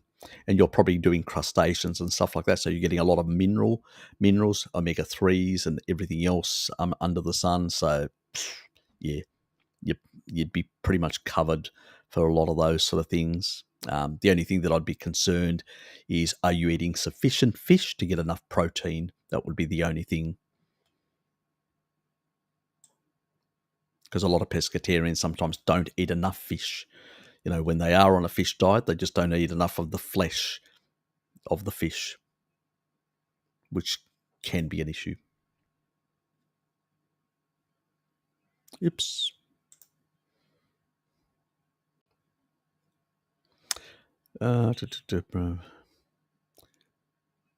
Is that the product Bart is involved with? Are you talking about the Cerule, the stem enhanced product that actually produces? Yep, that one.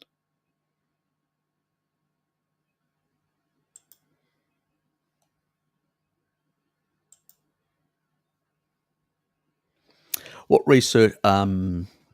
what research talk about getting vitamin D above 80? Nothing. I haven't really seen any because no experimental evidence is actually out there. But the only research that we do have, which is really, really old research, shows that when you get the levels of vitamin D up to 80 nanograms per milliliter, you are able to influence all over 1,200 genes directly. So you can epigenetically turn things off or on. And autoimmunity is highly associated with vitamin D deficiency. Yeah, so there's no research in that regard because you can't do experiments with putting people on high doses with autoimmunity and experimenting on them to see what will happen. They haven't done it, basically. I haven't seen any research. But every person that I've actually got their levels right up to that level, and that was from really old research which showed that people that had very high vitamin D levels didn't have autoimmune disease. It went away. These were case studies, N of ones, a bit like the guy that ate 25 eggs a day, those sort of case studies. But a proper study, no, we don't have. I don't give a shit about a proper study. I know that in all these case studies, it worked. And if it worked, I'm going to basically put that. And that's what I got Luke Gear. Ask Luke. He actually got his levels up to that, 80.2, I think it was, from memory. And he got himself on a carnivore diet and his vitamin D levels up that. And pretty much he doesn't have these Hashimoto thyroiditis issues. There's autoimmune issues. They pretty much, yeah. So he seems to be doing pretty well. And a lot of other people that have done something similar seem to be doing pretty well as well. So it's anecdotes and case studies, medical case studies, but nobody's actually done a proper randomized control study with people with autoimmune disease and very high vitamin. They've done with low vitamin D levels like 50 and 60 and all that. I consider that not high enough to make sure that you can access all the genes. And until they actually do that level of study, we won't know. But we know from the case studies, and I'll go with the case studies, with the anecdotes, so to speak. They're good enough for me because they're getting results with people, and that's all that really counts at the end. I can't wait for a study to try and heal people. If the case studies actually are good enough, I'll say to people, I've seen it in case studies. Try it, give it a try. You've got nothing to lose. As Luke said, the sun is life indeed. Yes, he was doing it primarily from sunbaking, and there are additional benefits from that by doing that. I started talking about the experts told me my knees was buggered. It's not a fast cure. It takes almost a year, but I walk now with no pain. Well, good, exactly. Good for you. So you've improved your diet, you've changed things, you're on a species-appropriate diet, you're getting quicker results. I don't know what your age is, and maybe, a bit younger, probably you can heal faster. When I had a bone fracture break off, I couldn't walk for 5 months. Shit, that's pretty bad.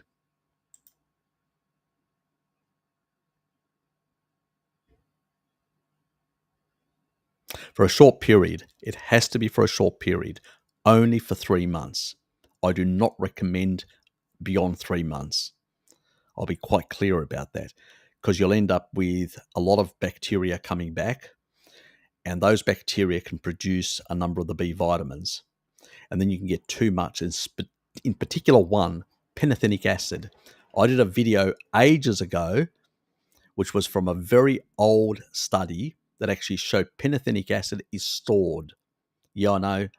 If you ask most academics, I'll say it's not.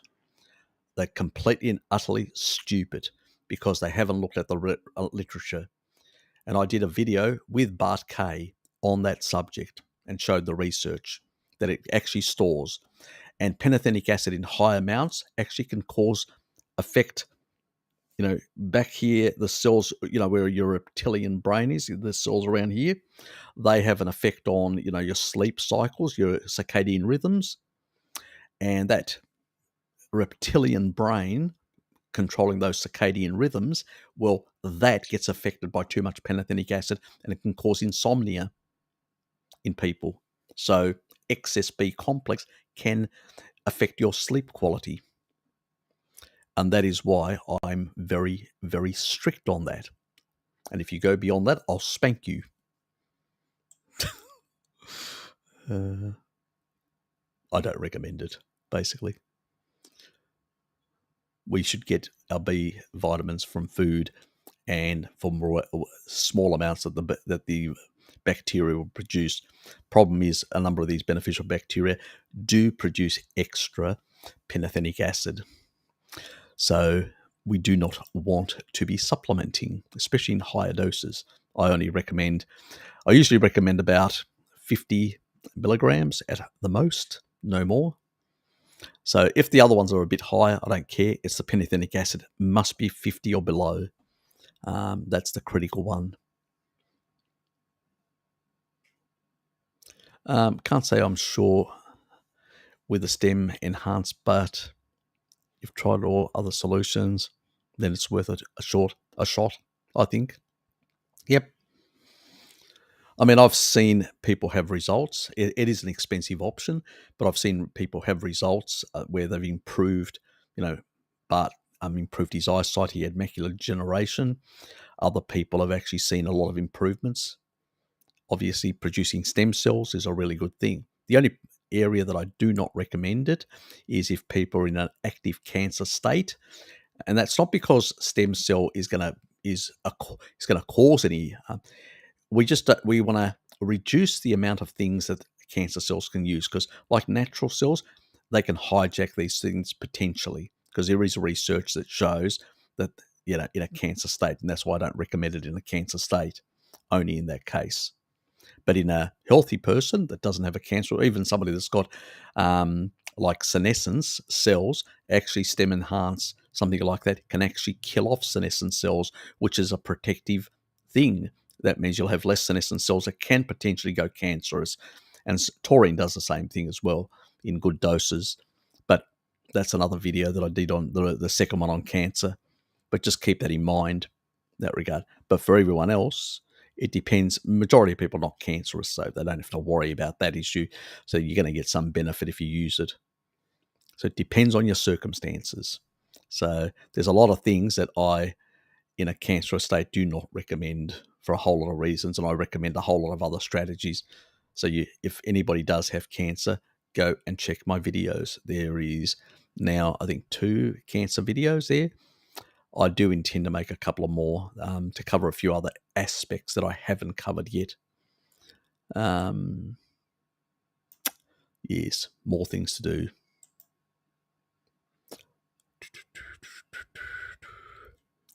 Yep. Trying to avoid joint. Yep, definitely.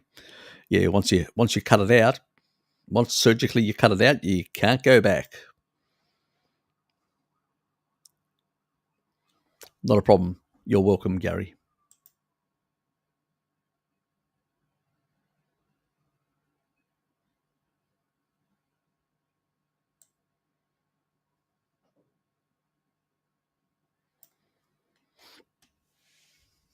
I'll look into it. I don't know enough about that research, Dean. I'll look into it myself.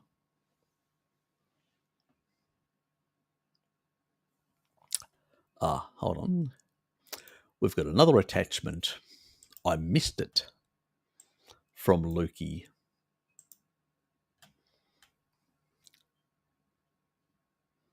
Oops.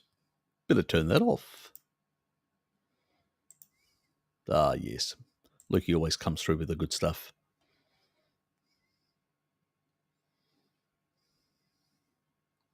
Yes, the Terminator effect. Yes. I'll terminate the goons.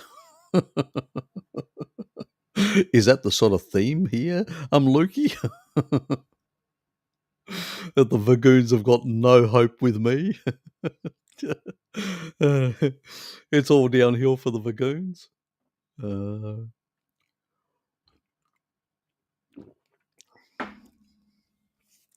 Damn bastards got a really good shot there, didn't they? I need armor. I need armor as well.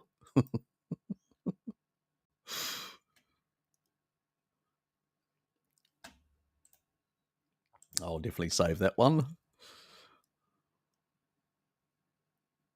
Oops. Let me find my folder. Here's another one for the archives. I do go through these and chuckle on some of the funny ones. Look, he's done some really funny ones of me, so I probably should. I probably will do a day where I just go through all the funny stuff, and you can laugh with me at my expense. There's nothing wrong. You can't take yourself too damn serious. Let's put it that way. Yeah, did I? I don't think I missed anything else, did I?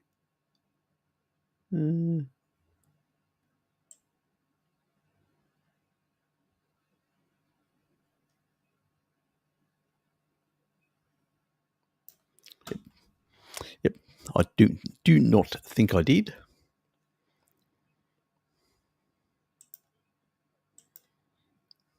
Oops.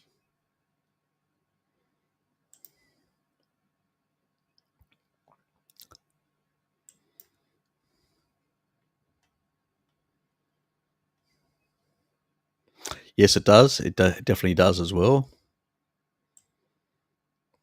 Fasting definitely does. I do the occasional 3-day fast. I actually did for reset for my immune system. I have a friend who sometimes suffers from general fatigue, and her doctor told her through studies that her blood was very thick. Does it have to do with her condition? Why is her blood thicker? I've got no idea what her blood is. I don't even know her condition, Elizabeth. I don't know the lady. So it could be a whole lot of reasons why her blood is thicker.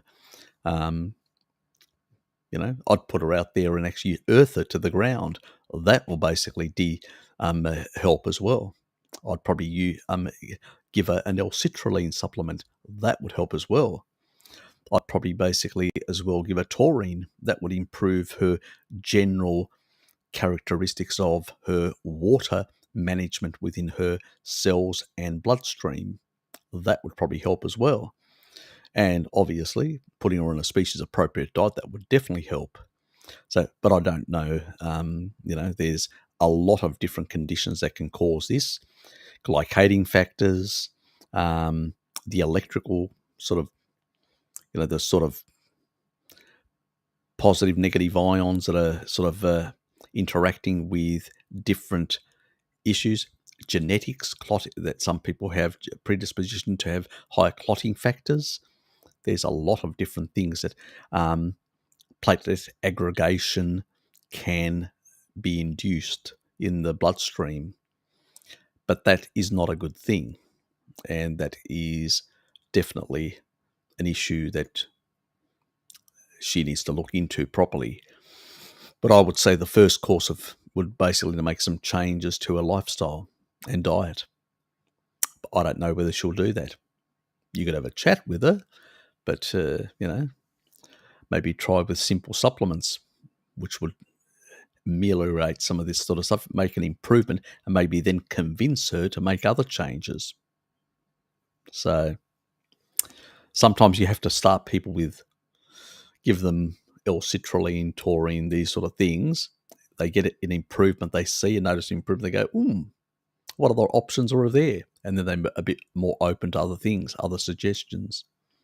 Sometimes, not everyone, hard to say with some people whether they will, but platelet aggregation is definitely something we notice on people on a kibble diet and with certain genetics. They tend to have more clumpiness within their arterial system.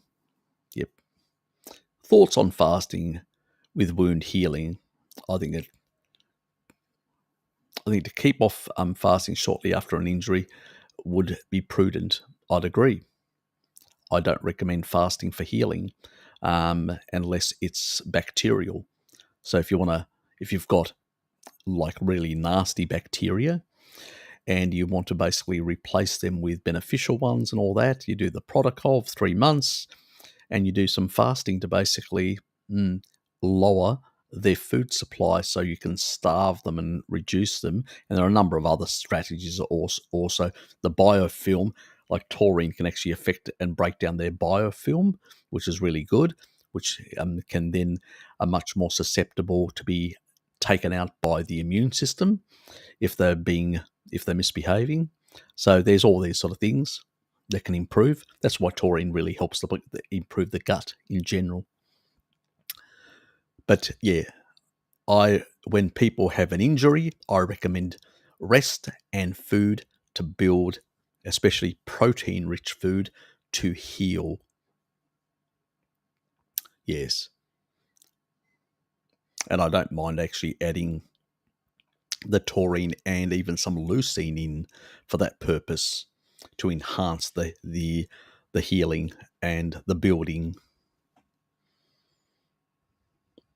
Yeah. Fasting has a purpose for other things. It can help with neurological stuff. It can help with autophagy, clearing out stuff. It can help with calming down. All these things, can actually have all these other benefits. But for when you've actually damaged tissue and you want to basically heal the tissue, you need protein. Need protein and fats. You need basically species appropriate foods to basically heal and build tissue. Period. Not even a negotiable thing.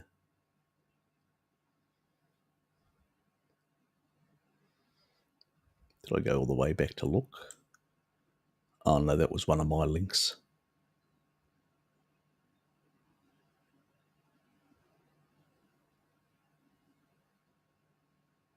Okay. So, yes. That's pretty much it, Gwyneth.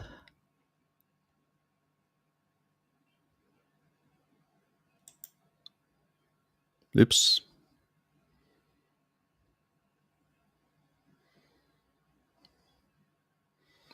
I only buy that product as a powder. It's clean. I find a lot of the capsules tend to have other stuff in them, and I don't like that because I don't know what I don't recommend capsules. Simple as that. I don't personally care what other people do or recommend. That's their business.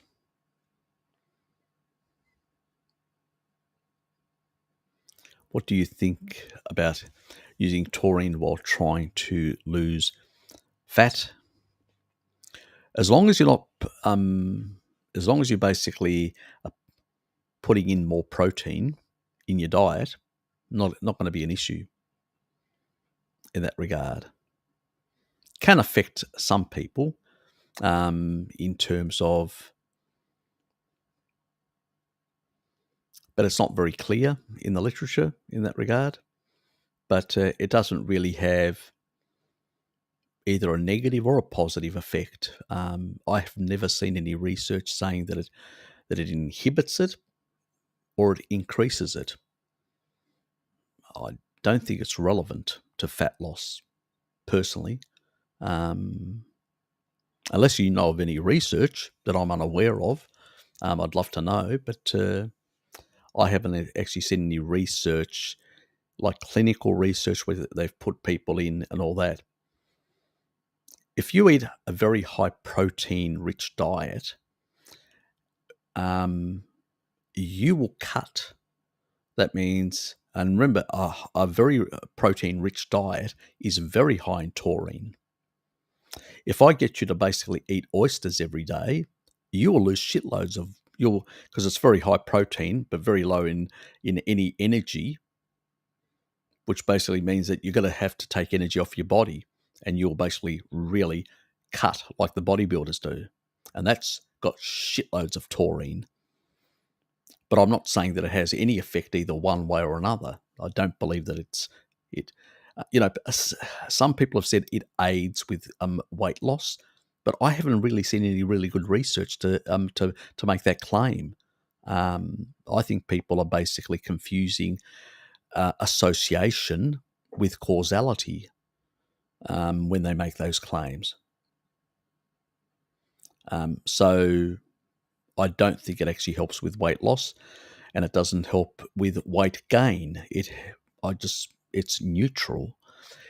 Now it's incorporated in protein in the meat of protein. So when you actually eat more protein and eat less energy, whether it's energy in terms of fat or sugar, when you eat less energy, your body will have to get energy from somewhere and get it off the body.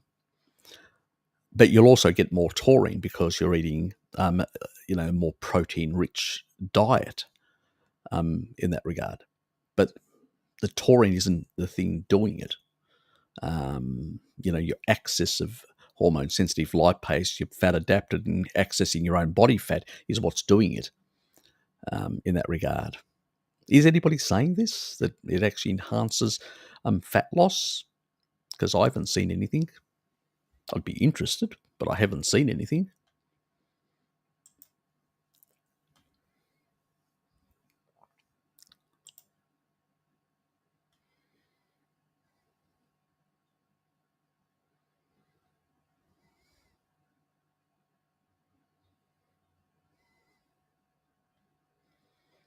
Depends what sort of healing you're trying to do. If it's tissue healing from damage, from injury, it's best to not fast and best to do, unless you're doing a dirty fast. That's a different thing when you're throwing in a whole lot of leucine, so like some of the dirty fasts that I do. Creatine can also favor myostatin regulation research. Yep, it is as well. Yep. It's why they bodybuilders use creatine as well. Yep, has an effect. So does taurine. And I use both.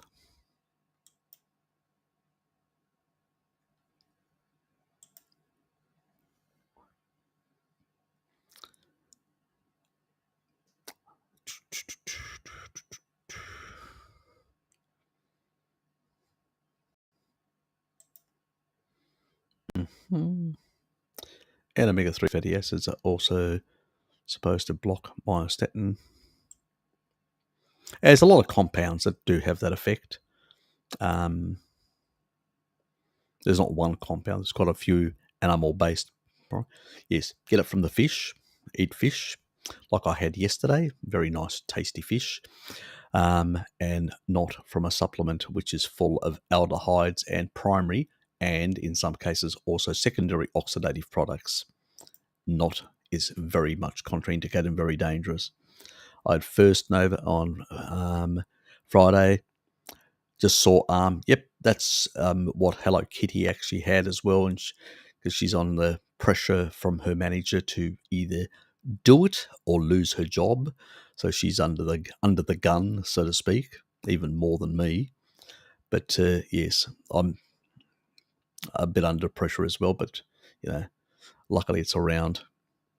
Followed your K and taurine protocol so far, so good. Yep, and also that other guy actually that actually sent me his information showed quite clearly that clotting factors not an issue, myocarditis not an issue. So troponin was, and that was a high sensitivity troponin test. It's the sort of stuff you do in the hospital, so it's a really expensive one. But he decided to I'll do the best one, and pretty much not a problem. And also did the other one on the D-dimer to see the clotting factors. Nothing there to see either. So, and that's what we saw in the studies. in the third phase 3. It's a traditional. At the end of the day, it is traditional vaccine. It's not an mRNA type, and I wasn't surprised that we saw those results. So I wasn't surprised because the first phase 1, phase 2, and phase 3 trials didn't show anything at all. And they were also conducted in hospitals. They weren't conducted by the companies themselves, where Pfizer, Moderna, and all that, they're conducted in their own studies. Novavax, on the other hand, did independent. They just provided the placebo or the actual Novavax product to the hospitals, and these hospitals, there were 3 hospitals in, from memory. There was quite a few hospitals in, I can't remember how many. I think 19 in the US and 3 in Mexico, northern Mexico, and they actually did. And 50% of the people had comorbidities, where when you looked at the other companies, they were doing them on young people, which were healthier and or middle age. They weren't doing it on older people with comorbidities and all that.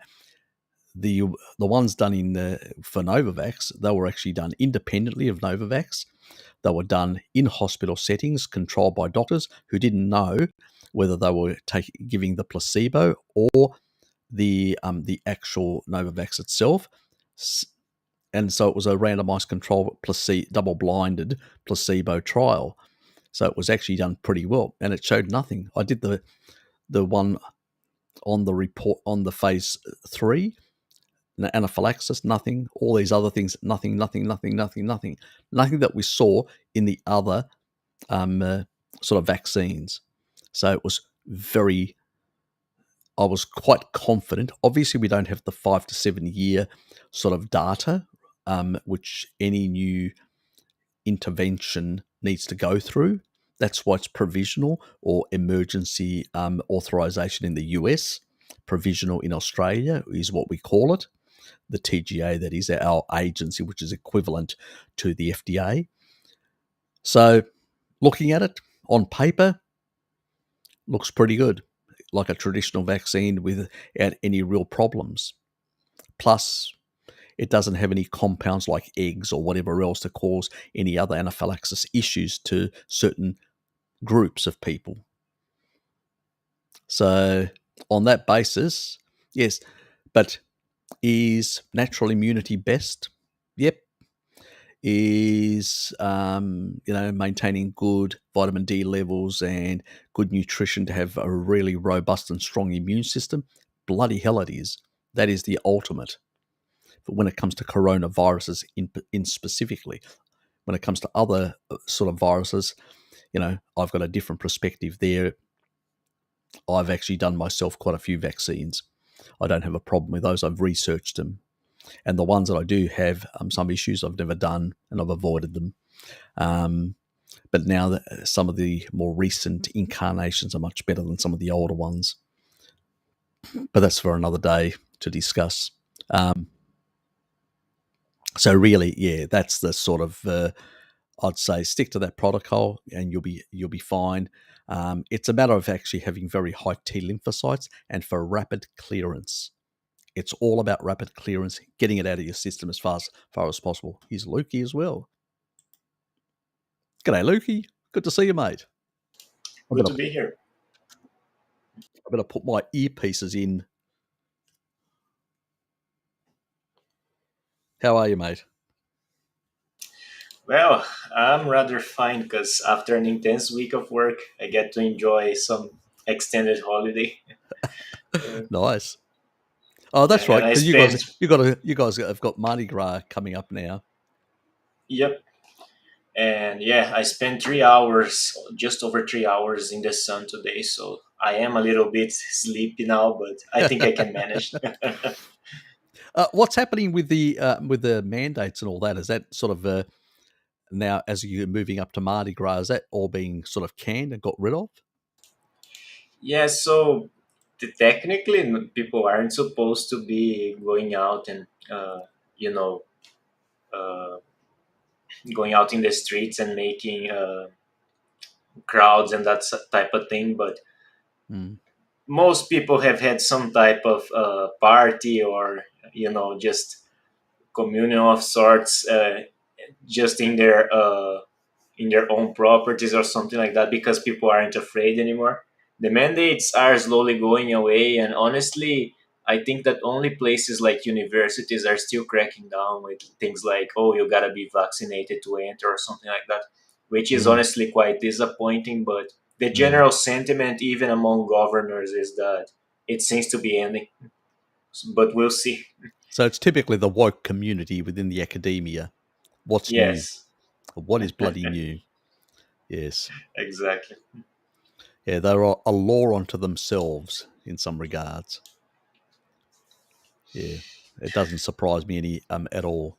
But yeah, that's good news that actually things are starting to go the other way, and things are starting to be removed. Mhm.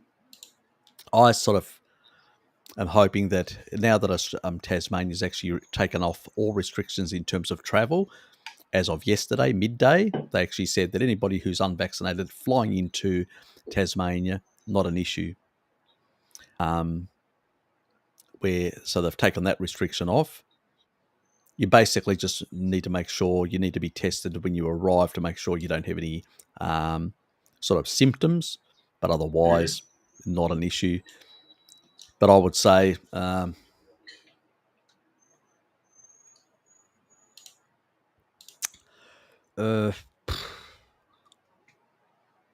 I'd say probably by the end of March, I'm hoping that they get rid of all this nonsense in Australia. I'm hoping. Probably at the federal level, it's already probably happened. At the state level down here, I'm that sense then that that we go back to realizing we got to live with this. It's just like the seasonal flu Yep. and all that. And as I showed the data, remember the one that I did comparing the British data of the flu season, one of the worst flu seasons, and that let's get over it and move on. This is not a 1918 incident where that one was actually multiple times higher, and the death Yes. rate was not only amongst the frail and old, this was amongst massive amounts of healthy individuals in young age. Yep. That was a true pandemic. And even then, we didn't shut down the economy. We didn't basically shut down life. We didn't basically restrict people's movements or put people in jail or lock them up in camps or whatever. We didn't do any of that sort of stuff. Um, so Yep. life goes on. It's just crazy the sort of mentality, this sort of authoritarian mentality that's being pushed around now. Exactly. Well, Dean's asking, have I Totally. done any research on healing natural peptides coming in the market? Yeah, when you say the word natural peptide coming into the market, I don't think it's natural, something that's actually built in a lab. Let's make that quite clear. Not even taurine produced in a lab is completely a natural thing. Okay, so let's just clear that up completely. Some of them near miracle results. Well, let's put it this way: we have not seen any efficacious studies showing these miracle results. And there's a lot of N of one results that people are claiming, but we don't know. Some of these peptides can sometimes have a negative effects as well. People have, have had negative effects, have ended up even in hospitals, depending on, especially some of the stuff that's come out of a few countries around the world, which we won't mention. They're at war at the moment, one of them. Um, so there can be issues in that regard.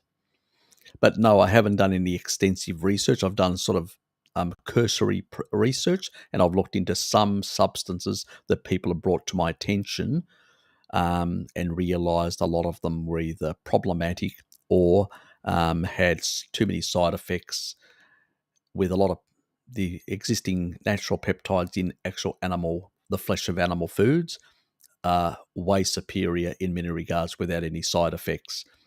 So I don't think you can justify the we can justify their claims.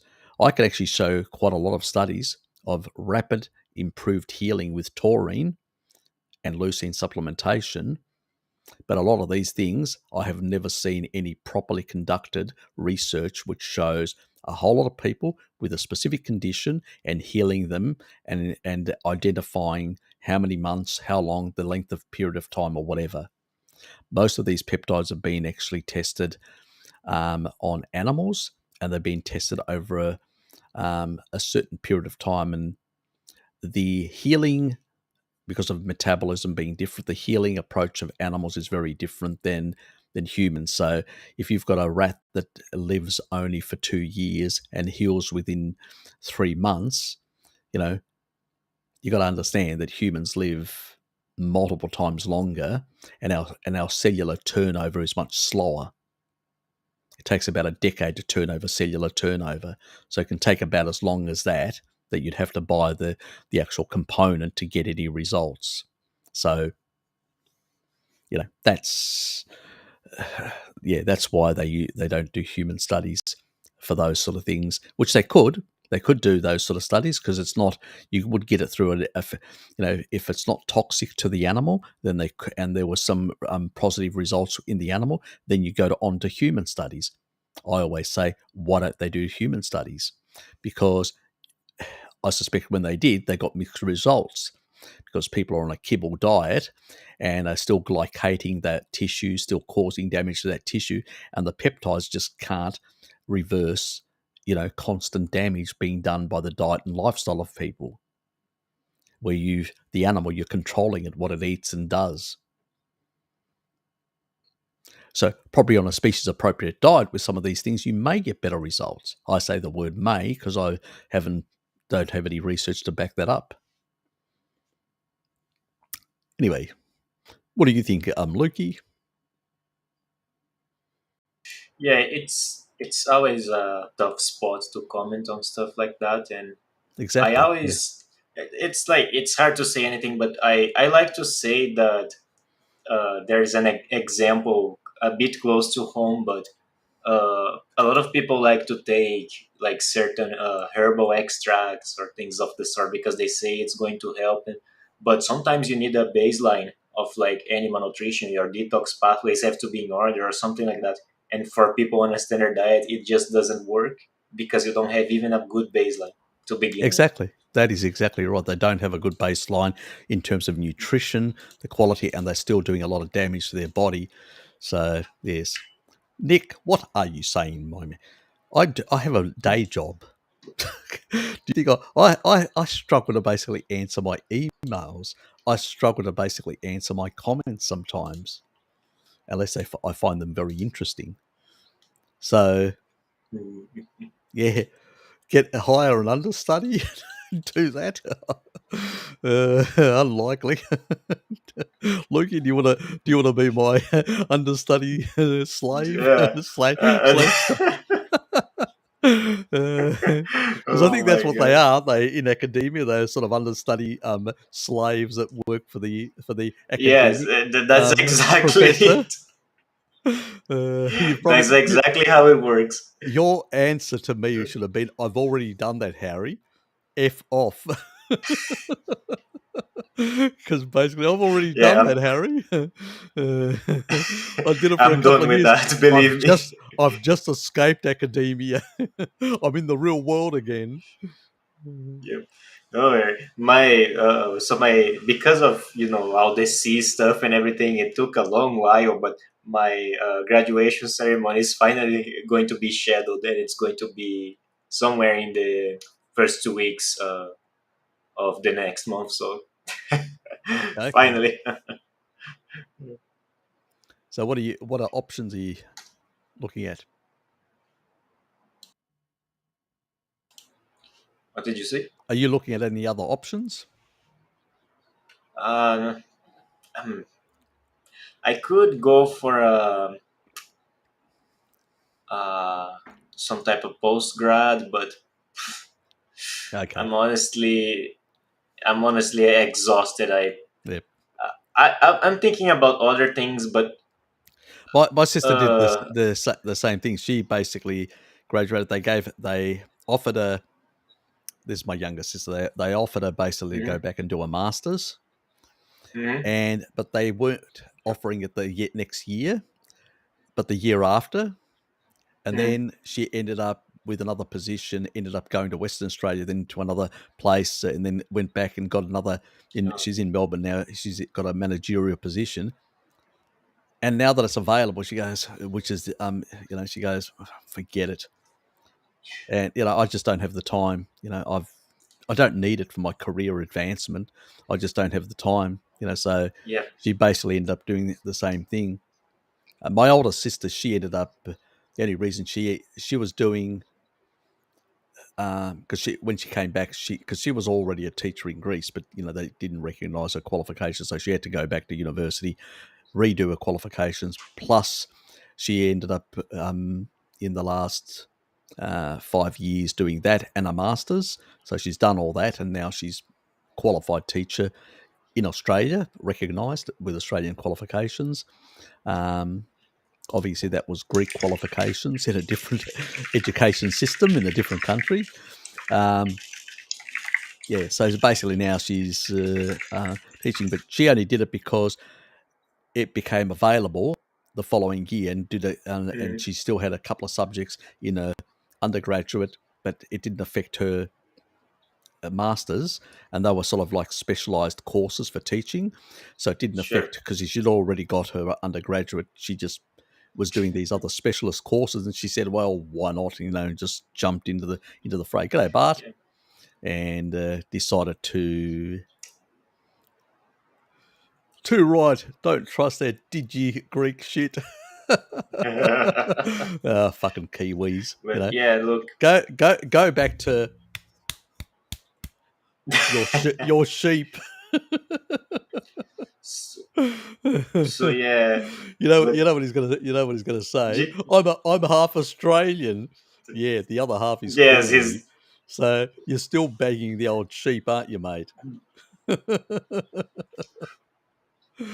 Come on and debate me about the sheep in New Zealand. oh god, advanced debate matters. That's it. But yeah, Harry, like currently, I have to say, I don't know if I had such a bad experience with academia, but I'm not really Go interested in answer. continuing right now. So that's it for me, I guess. Oh, look, I understand. It's like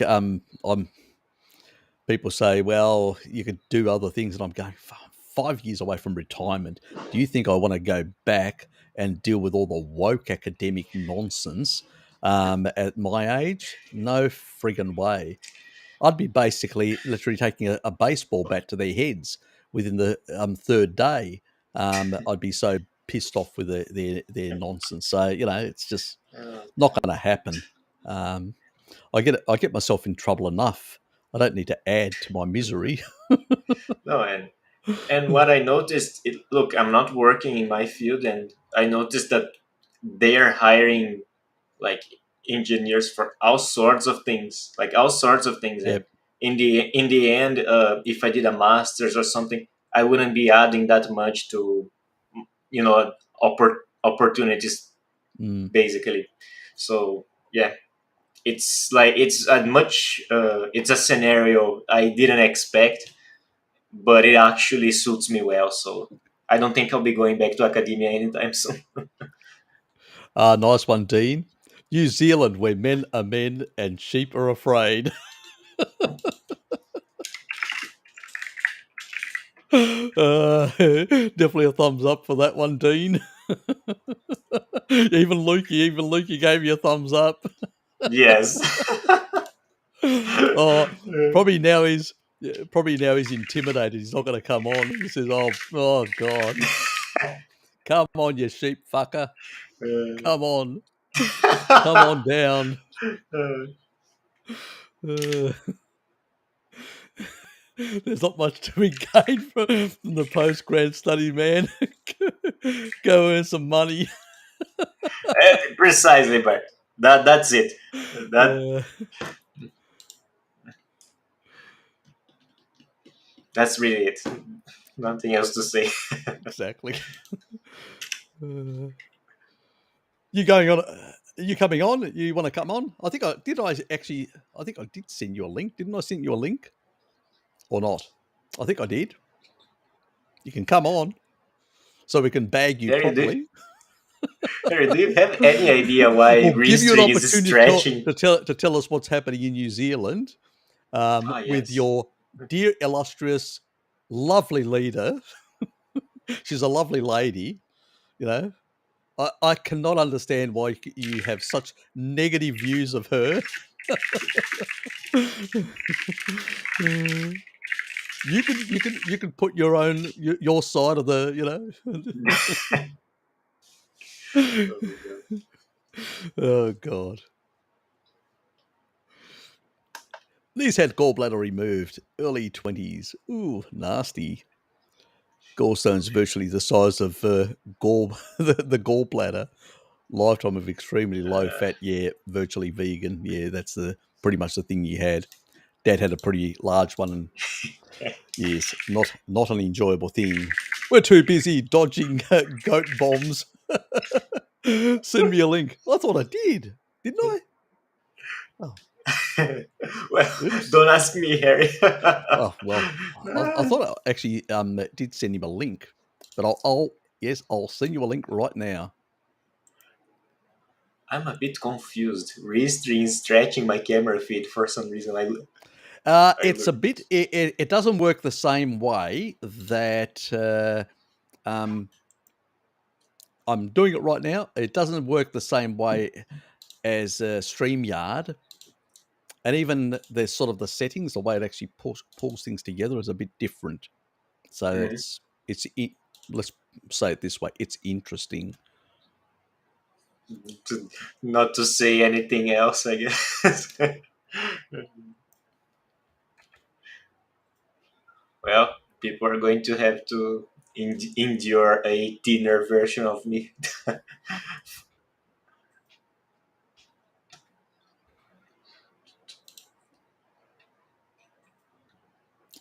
Just sent it through.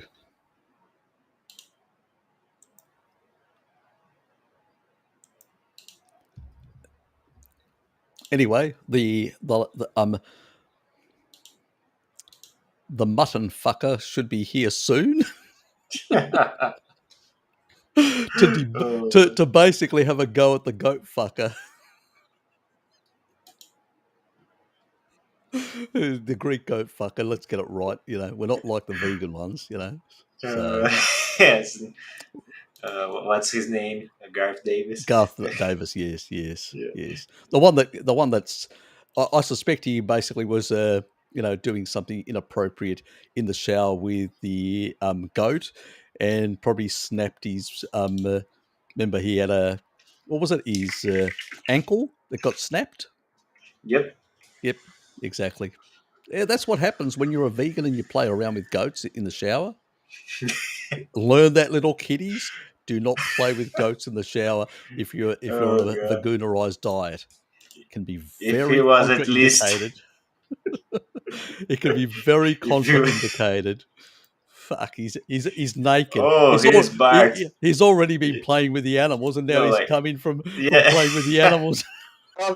I've been mowing me fucking lawn, Sari. Yeah, Mowing me fucking lawns. Oh, is that what they call it now in New Zealand? Yep, mowing the lawns. Yeah, that's what we've been doing. Yeah. Is that it? What's been happening? Yep. Oh yeah, just getting together, having the regular live stream of answering a few questions and annoying everyone else. Very good. Very good. How are things in Kiwi land with you guys at the moment? Yeah, we're just we're just minding our own business. No big deal. Nothing to report really. Jacinda is still a complete cunt. No two ways about it. She's a lovely lady. How could you say that, Bart? I know. It's disgraceful behaviour on my part to say such a word. No, that's the same. There's nothing's going to change until something changes, really, and it's only going to change when people wake up and. What's this other story that I hear? Are they using active denial systems with over there? Microwave sort of beam type technology. Well, I mean, that's the latest conspiracy theory. They started out with sprinklers and then loud recording music, and now they're saying people are showing symptoms of 5G weaponized technology, whatever. I don't know. Okay. Yeah. Yeah. Anyway, because I know basically the resolve is good. I know basically the US was using a lot of it in Iraq and all that. This active denial systems. They go around in these little trucks and they beam into certain areas, and a lot of people are getting all sorts of side effects and nausea and all sorts of symptoms. Right. Yeah, that's why I'm asking. Are there any specific symptoms? Are people noticing certain things that are equivalent to the active denial? Because there are other methods as well, which is basically certain types of frequencies or audio frequencies that can actually really unbalance like your cerebellum there's all sorts of nasty little things that these people will use against the population, because even peaceful population, this is how ridiculous it is. Yeah. Apparently, there are people with those symptoms. That's all I've heard. Okay. As to where they got them from, Yep. Can't say. I'm not there. Yep, that's true. Fair enough. By third party, that's not always can be as reliable as having one's own experience. Yeah. In that case, yeah. It's not good. What's happening with Tasmania? We've just, as of yesterday, unvaxxed flying into Tasmania has been removed. So people now can fly in from other states as long as they, if they arrive, they don't have symptoms, they're allowed to go their merry way. So I'm just hoping that all the stuff by the end of the next month is dropped. So we're just hoping that, crossing our fingers and hoping the Premier just pulls the plug on the whole nonsense. But what's happening in New Zealand? Has she actually said anything, or is she doubling down, getting even worse? I'm not paying a lot of attention. It seems like the only thing that is changing is that they're now having people doing self-isolating rather than mandating isolations and stuff. And I think that's a financial move more than it's anything else. Okay. There's no talk of making any changes to border restrictions of any kind. There's no talk of dropping the nonsense. There's no talk of changing the traffic light system from the current red to any other colour, anytime, for any reason, ever. We're just at red light forever, apparently, without any reason necessarily why that is so, or what would be required for it to be any other colour, and what that would mean anyway. I'm still a second-class citizen. I still can't get on a plane or a boat or leave this island without getting private travel on someone's private boat, for example, or private plane. What do you mean the restrictions in going into what about going into businesses? Are they still the same as they were last year? Same as. What the same fuck? thing. Exactly. Nothing's changed. The rest of the world is basically changing all these and dropping these restrictions continuously. Yeah. What the hell is happening over there? This country is run singularly by a totalitarian cunt with absolutely, completely no idea about reality whatsoever. She has completely lost the fucking plot. It's a bit like that guy in, the Trudeau bloke in Canada. Well, they were both trained by the same trainer. Exactly. I was just going to get to that. Schwab. Exactly. Schwab trained both of them. Pretty much. On how to be totalitarian cunts, basically. Yes. I mean, have you heard, did you see a video years ago where Trudeau basically said that the Chinese model would be a great thing to implement? Yes. Yes, exactly. It basically provides better safety and security for everyone.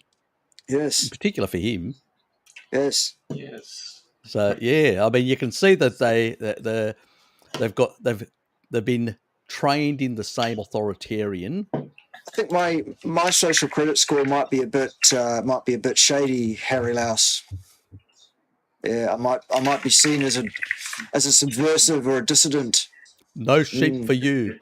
Maybe just mutton. That's right.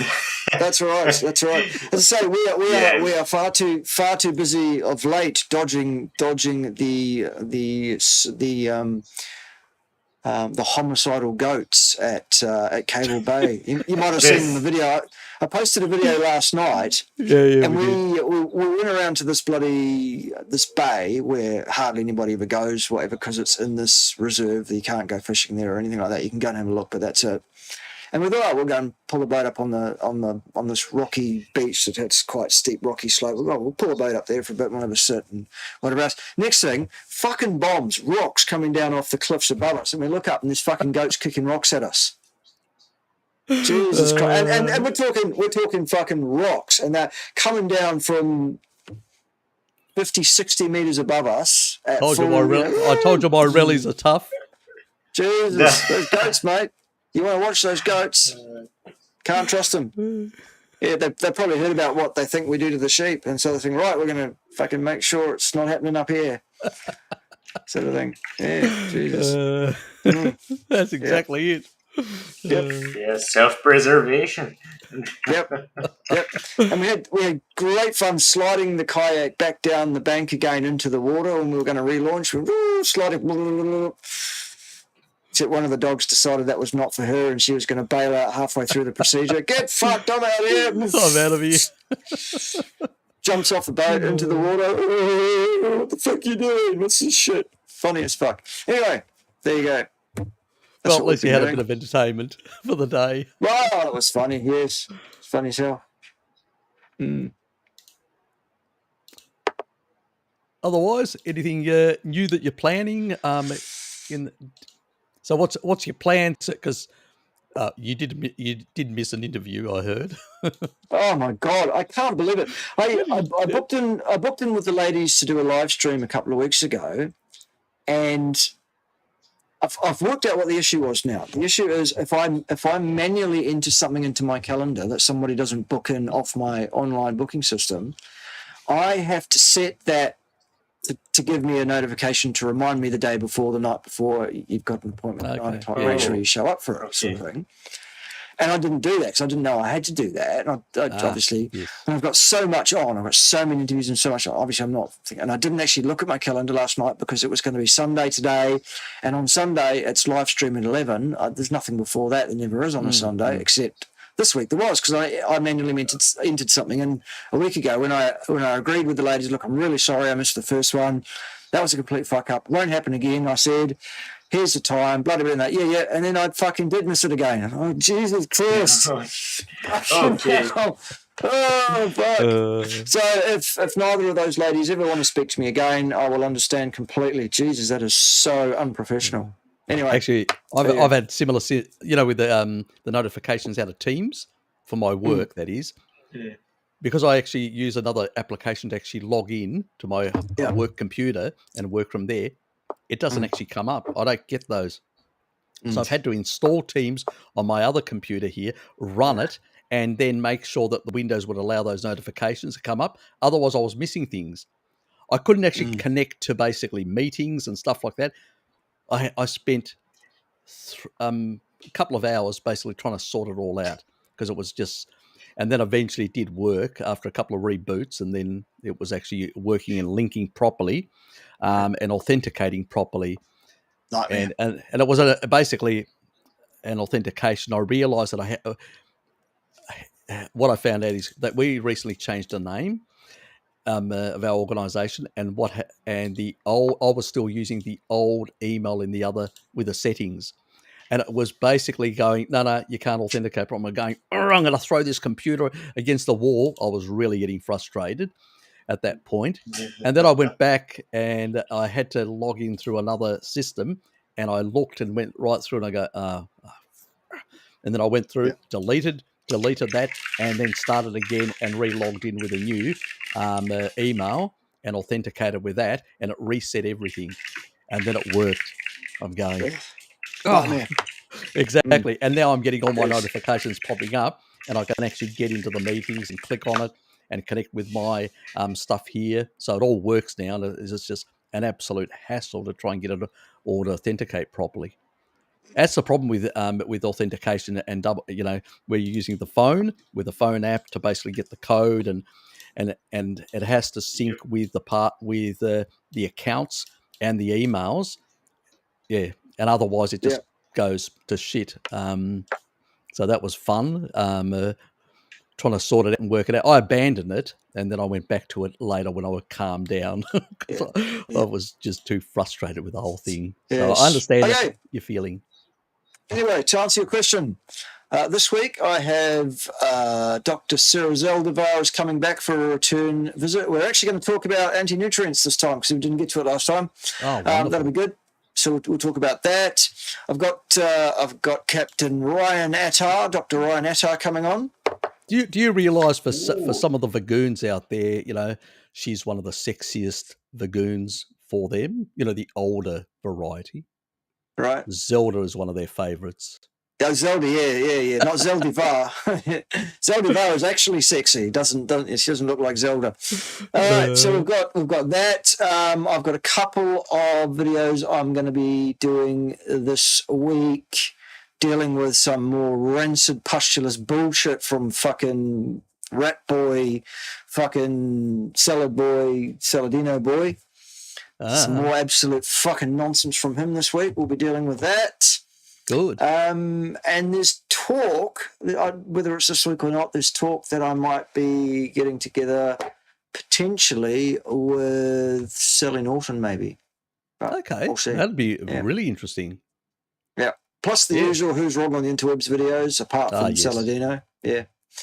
So what's the theme going to be with the Salad Boy? He's done one video suggesting that honey is great and is not a problem, so that'll be easy to deal with. And he's made another one where he's bagging algae /pond scum /AFA /anything out of Klamath Lake. And I know why he's doing it, because he's trying to have a crack at me without mentioning me. Gotcha. So we'll deal with that too. We'll deal with that as well. That's nasty. That's a really. But he does play under. He definitely plays underhanded. Of course. Yeah. I remember. It's not going to work for him though, because he's wrong. Yeah. Do you remember when I spoke to Mary Ruddock, and he, because she had changed her, she'd actually spoke to me, spoke to you, and all that sort of stuff, and he had heard about it, and he gave her a wide berth. Actually, he spoke to me at that time when she had come. She spoke to you later, but he basically knew that we're associated as friends, and immediately gave her the wide berth. He didn't even stay there with the Hudson very long. He pissed off. It was there for half an hour for a photo op. Pretty much. What I heard. Yeah. Yep. Yeah, she sat with him for a week. He was there for half an hour. Exactly. An absolute joke. And then went back and made a whole lot of claims. Yeah. Based on his half an hour of experience of sitting there. Yeah. Good. Didn't even go out with them for the hunt or whatever. In between surfing trips or something. No, basically. No, it's so ridiculous. Like, people use the HUDs as an example of something they're not even aware of. Like, most populations around the world, they don't even have access to honey, and the one that actually has, they don't even eat it all the time, and it's with the just seasonally. Yeah, and they actually state that seasonally. And if you take a look at some of their meats, also are slightly leaner, because we're in an interglacial period where animal meats have got, because it's not as cold as it used to be, it became leaner. It's the reason why over that period, as we were coming into the interglacial periods, our brains shrank by 10% because we had less access to fat because the animals were becoming leaner. We were forced onto seasonal tuber and sugar to fatten up, engaging the Randall cycle. It was simple as that. But these people will always use the seasonal. It's even, a lot of the epidemiological studies, Bart knows them all, they'd use it, they do them in certain seasonal periods, like on holiday trips in summer, which basically means that there's always going to be carbs around in that period that are going to be consumed by certain groups. And they'll play down one part of the diet and magnify the other, again, to run the narrative that they always do. It's just BS. What are you drinking there, Lucas? Yerba mate, Bart. Have you heard of it?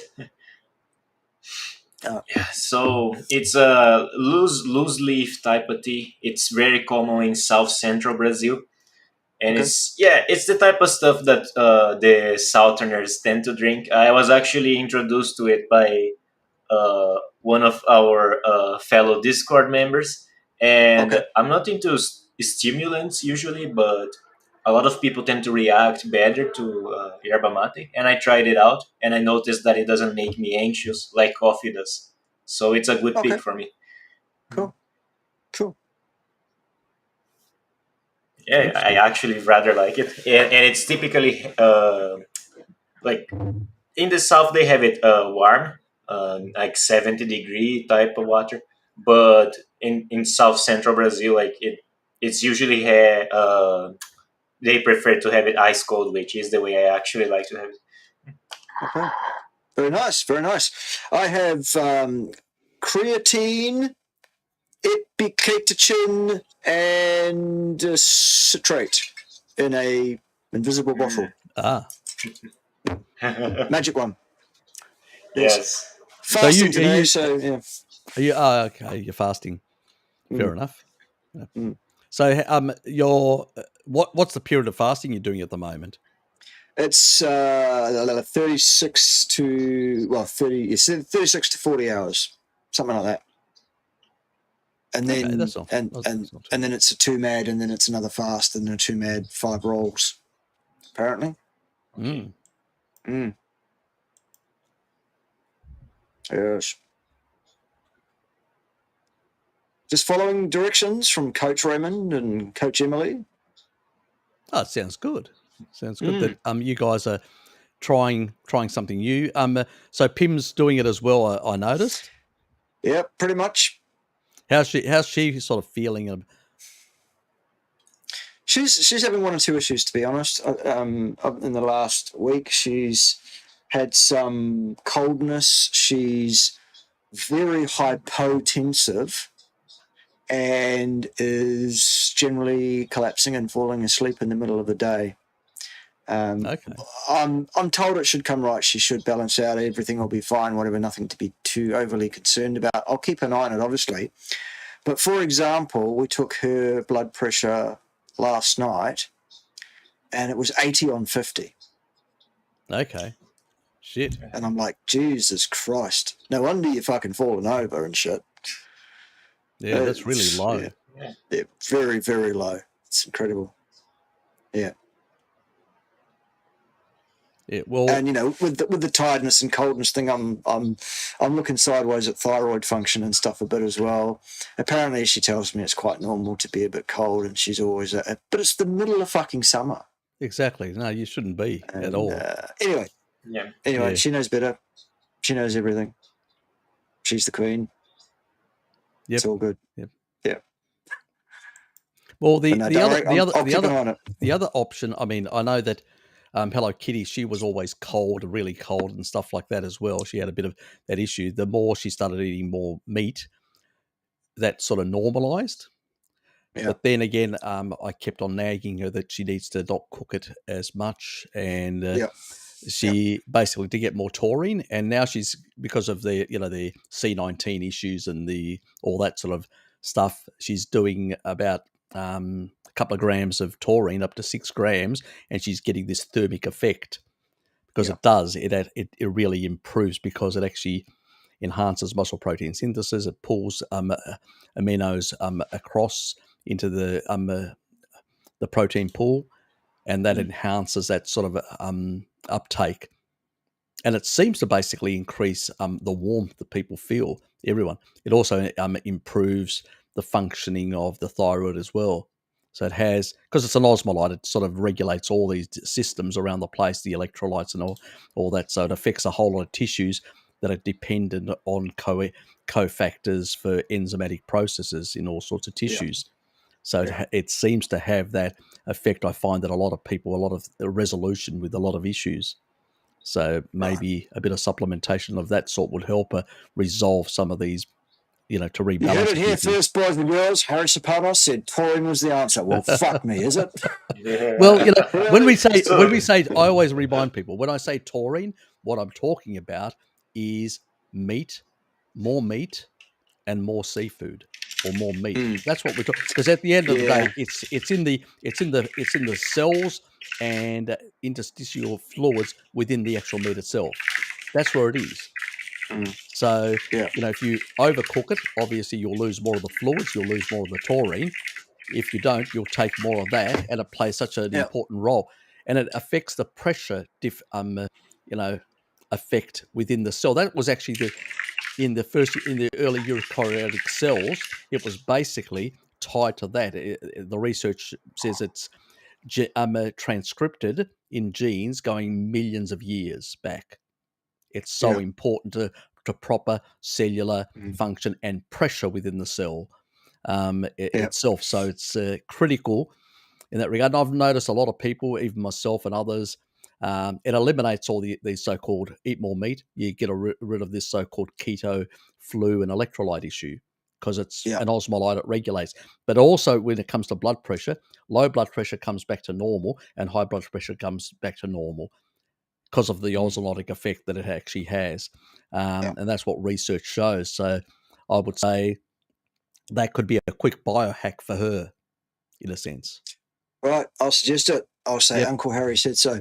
Hey, a couple of really good points in the chat there, Harry, about Salad Boy and his carryings on. First one from Dean saying, the fact that he is saying it's absolutely okay to have some carbs makes him so much more marketable.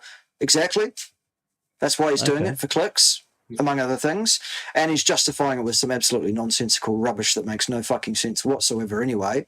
It's a way of justifying his much more marketable stance on carbohydrates because people want to hear that they can eat carbs. That they desperately want to hear that carb eating is okay. It's fucking not. He's telling them it is, therefore he's popular. Absolutely correct.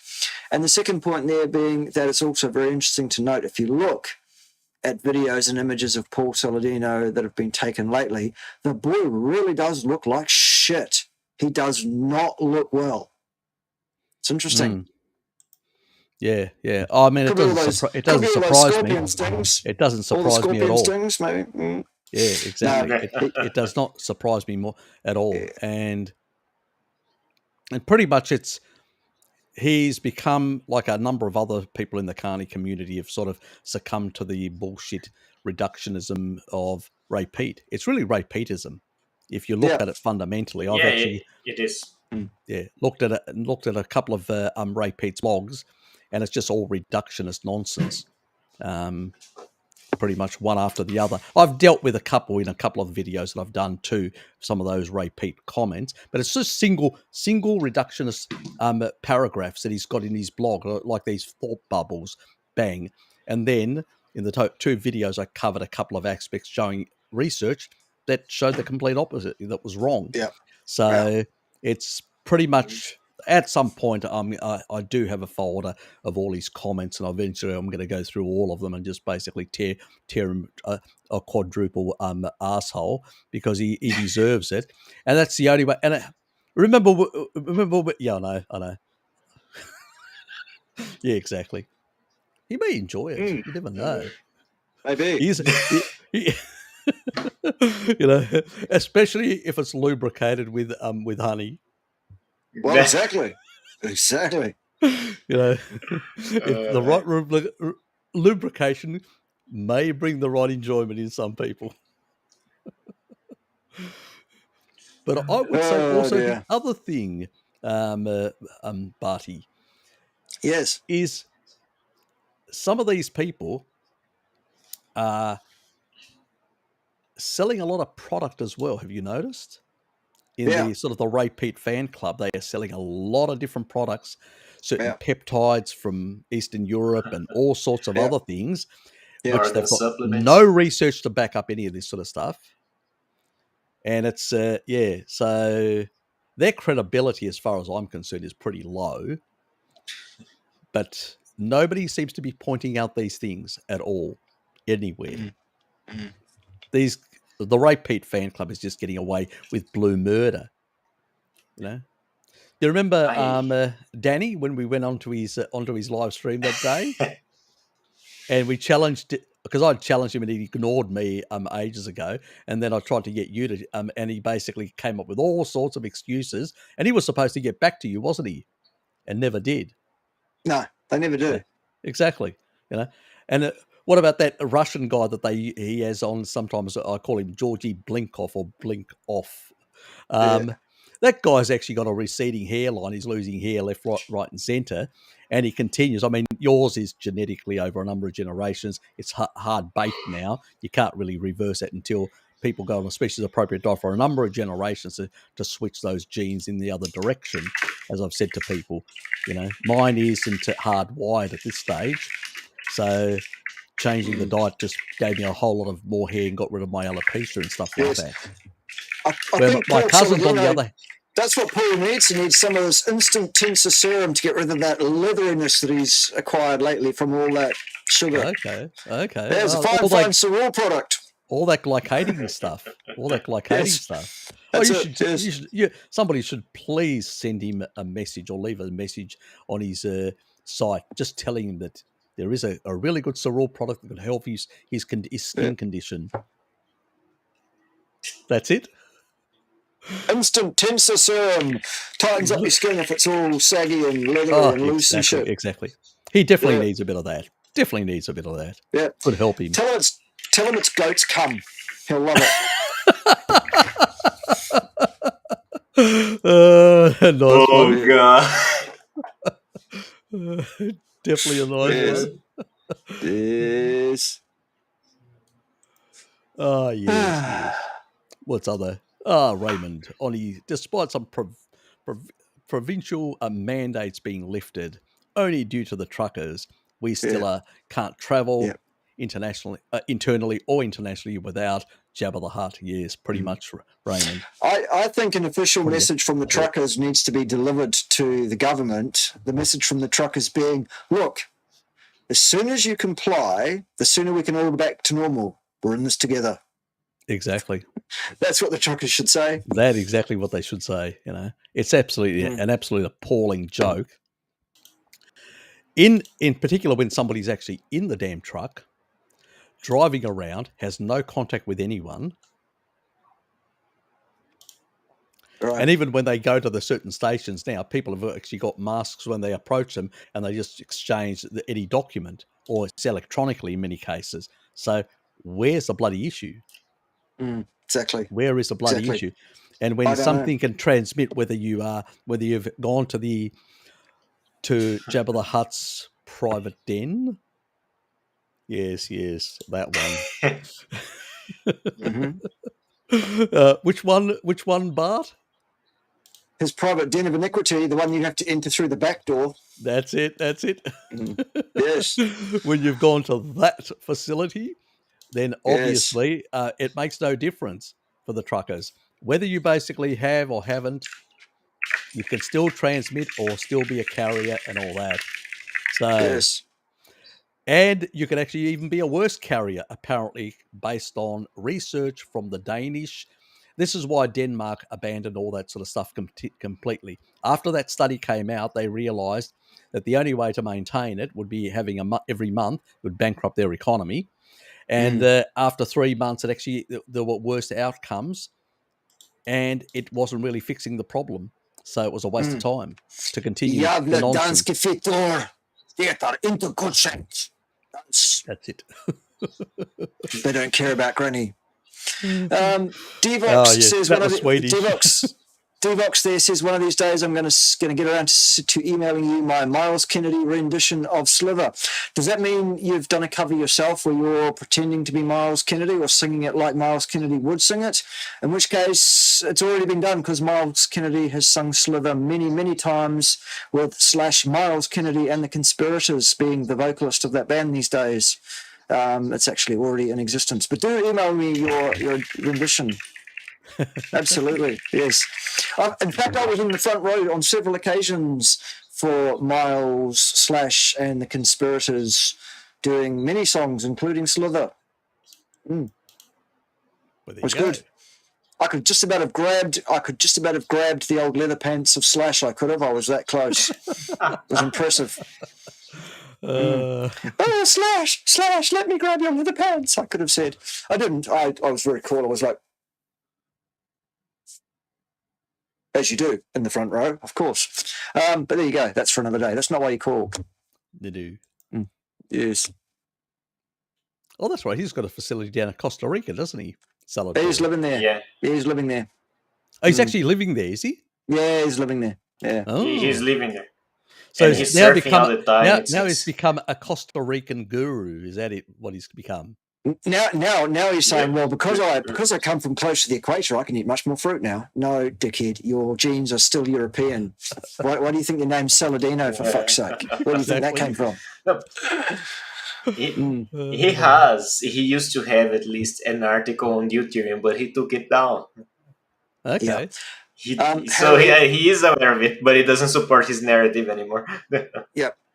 Harry, apparently you need to turn my microphone down by about 20%. What's that? Apparently it's too loud. I've got my gain on minimum at the moment. I have a very powerful mic. I don't understand why my camera is stretched. That's bothering me still.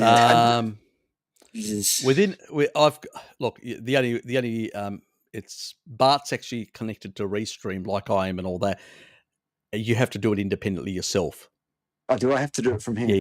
Yeah. I don't have a master one here. I just checked under the settings, so if you look on the right hand side where it's the people that are in the show and not in the show, you'll see that there is you'll see my volume at the bottom of the screen there, and I think there might be a control there. Or let me show if I can do it from here. I don't know. Let me have a look. My audio settings are such. I can't find an audio slider for myself either. Yeah. Fucking technology. Drives me up the fucking wall. Don't know. No, whatever. Yep. Yeah. You'll have to put up with it. Yeah. Yeah. That's basically it. You'll have to put up with it. Yeah.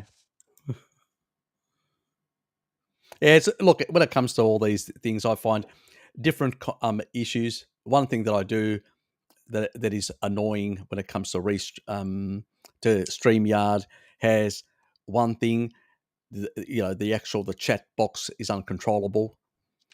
And then on the other hand, when it comes to Restream, you've got the issue where there's some fine tuning you can't do, which is on the one hand, but also on the other hand, you can only capture the actual the chat box at the time when you go live. Anything prior to that just gets truncated off completely. Yeah. So it doesn't actually go to the actual YouTube chat box. It actually goes to the first one when at the point of connection. Yeah. I don't know why they did it like that. Doesn't make sense. The other thing that's a problem for us on Restream is that super chats are not made any kind of a big deal of by the Restream system. They're not a different color. They're not a bigger font. They don't come to the top of the stream. No. They don't advise you that there's been a super chat. It just goes $100 from Julian. No big deal. Is there a way, where it's got the caption section and the graphic section? Is there a way of actually? There's nothing there. I do it now without spending hours trying to talk to some spotty little Herbert at the unhelp desk at Restream. It's really hard to get information. And the graphical stuff is only general stuff from what I can see here. That's just general, and the captions are just general stuff. We need to put together our own fucking streaming system. I think, Haralaus. That's what we need to do. We need to invest in our own fucking platform so that we can be in charge of all things and stuff. Yes. Yeah, it's probably, what is it called? There's a couple of stream systems out there where you can actually put them together. I just haven't got around having the time to do it. I'm not too bad with the technical stuff because I've been in IT for years. But it's a matter of basically sitting down and going through and looking at how you can customize something and make it where it works in the same fashion and gives you all the functionality where you can connect directly and grab different services, so link to the services and all that. And the downside there is, Bart, you need to basically contact those companies, and they need to provide you with the protocols of connection. Yeah. That means Google and all that, which if they won't give them to you, then you can't link to those systems, and that's where the problem lies. Yeah. To be able to do. I've just managed to turn my volume down manually from this end. You have. Yes, you have. There we go. Okay, so there you go. Now I'm probably at a more reasonable volume for you. Sorry about that. Let us know sooner when there's a problem, and we'll be able to sort it out sooner, perhaps. Yes, downsizing. Can't keep up with the cost of living. Yes. No. That's basically, well, why is this happening? We've got politicians that have been pushing the agenda of a Green New Deal for the world, and pretty much, poo-pooing any investment in traditional carbon fuels and stuff like that. And that is why your cost of living is going up. That is why. And all it took is one crisis to magnify that, because it was already going up. The crisis just magnified it. It's not the crisis that's causing it. And let's not forget who actually started this crisis. It was the Americans. They toppled a legitimate elected government in the Ukraine. They denied the majority of the population, who are Russian speakers, their representatives. They kicked out their president, and they kicked out all the representatives out of the Duma parliament within the Ukraine. These were American stooges that took over the whole government. And now even the current Zelensky is actually even the previous opposition leader, who is a Ukrainian that actually did the dirty on the Russians. Even he's actually been put now in the bad box. Basically, these guys are authoritarian thugs who basically toppled the system with CIA assistance and created this whole conflict situation. That's what really is the problem. And I'll actually show you guys so you don't understand some of this sort of stuff, because a lot of people don't really understand it. Actually, last night I was talking to some of the guys on Zoom, actually showing them this. This is a new hypersonic weapon that Lockheed Martin are actually developing. So this weapon has a range of 499 kilometers, about 500 kilometers. Now, I will bring up Google Maps so you guys can get it, because everything, as I've always said to people, geography, if you haven't studied political geography, you're getting a crash course in it, because geography dictates alliances, dictates the way certain parts of the world function and strategically work together. So look at that level, and you'll probably also learn something about military doctrines shortly from me as well. Oops, why isn't that coming up? Yep, there it is. This is what I was showing last night to everyone. You can see that is 503 kilometers. Should be basically move it to 500 approximately. There's the center of Moscow. Whoever controls Ukraine can actually blackmail Russia and all their major cities. If you add here, see here weapons of these hypersonic weapons, you basically don't have the capacity to threaten the key capital, which is Moscow. But at the same time, these areas are not very well protected because their depth is small. That means I can put artillery all the way through here, like MLRS rocket launched artillery, and actually devastate all these. It's a bit like an island effect. If you're on an island and you've got a whole lot of military, if the other side has a smaller military but a massive artillery, they can take out bigger numbers because they're concentrated. So numbers actually give you less ability to maneuver. Less ability to maneuver means you're less strategic or tactical advantage in the battlefield, battle space. This area is very vulnerable. That's why even NATO, to some extent, have conceded this in any conflict. It would be overrun very rapidly, let alone devastated whatever was there. This sort of country has depth. Let's not forget a lot of the actual army group from Germany, Army Group South, came through this part. So it's very easy. It's very flat. Very quickly, you can actually move across this terrain very rapidly. Placing missiles here, hypersonic missiles on mobile systems, could actually threaten Moscow. From this range, you can actually threaten and blackmail the Ruskies. If you come out here to Germany, you're looking at 1,600 from Poland, 1,000 kilometers. You can only use currently ballistic missiles for that. They can be shot down with the S-400 and S-500 systems, which basically means that they really need, if they want to put strategic pressure, this whole thing is about strategic pressure. They want to take out Russia, cripple Russia, bring her to the knee, Russia to her knees, force her to basically become a satellite state controlled by the US, and then they can move on to China. But what they've actually achieved is basically the Russians understood this and have responded and said, no, you're not going to do that to us, and moved in to basically change the balance of situation. For them, it was an existential threat, no different than the Cuban Missile Crisis. And the Americans had no respect. They invaded Cuba, did not respect the sovereignty of Cuba when their existential threat was on their doorstep. Basically, the Russians are responding in kind, saying, you made a deal with us, you've broken that deal, you're creating an existential threat to us, you've given us no other option. You won't hear that on the media. Now, I don't like Putin, and I think basically Putin's out for his own benefits and all that in many regards, but he actually wanted to join NATO. He's a more moderate. He's actually a more moderate leader compared to the others.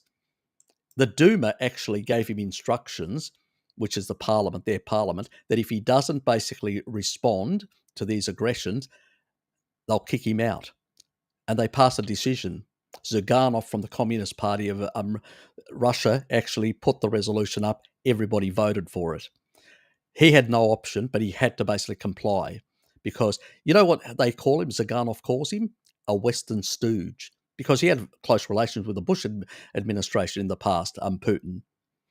He's been pushed by his deep establishment in Russia because they've said, look, you tried to put the olive branch out to the West and all they did was slap you in the face.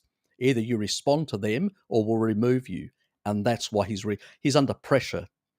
The French are going back and forward because the French banks are heavily invested into basically, and the Germans with their oil pipelines and everything else into Russia. And as a consequence, they are scared they're going to lose a lot of money as a consequence. For the Americans, that's an advantage. One, they cripple Russia and bring her to her knees. Two, they basically get the ability to sell shale oil and gas from America, which is more expensive, but actually reduces the competitiveness of the European industrial products. That means it brings them on a par with US and British. So the Anglosphere is trying to basically reduce the competitiveness of Germany in particular and France. This is why these guys realize this. Why have these countries basically moved economically and strategically in other directions in Europe, and we're creating a multipolar world? Because the US was so caught up in their war against terror that they actually lost their allies to other interests, their own national interests, where they started saying, well, there's no Soviet Union.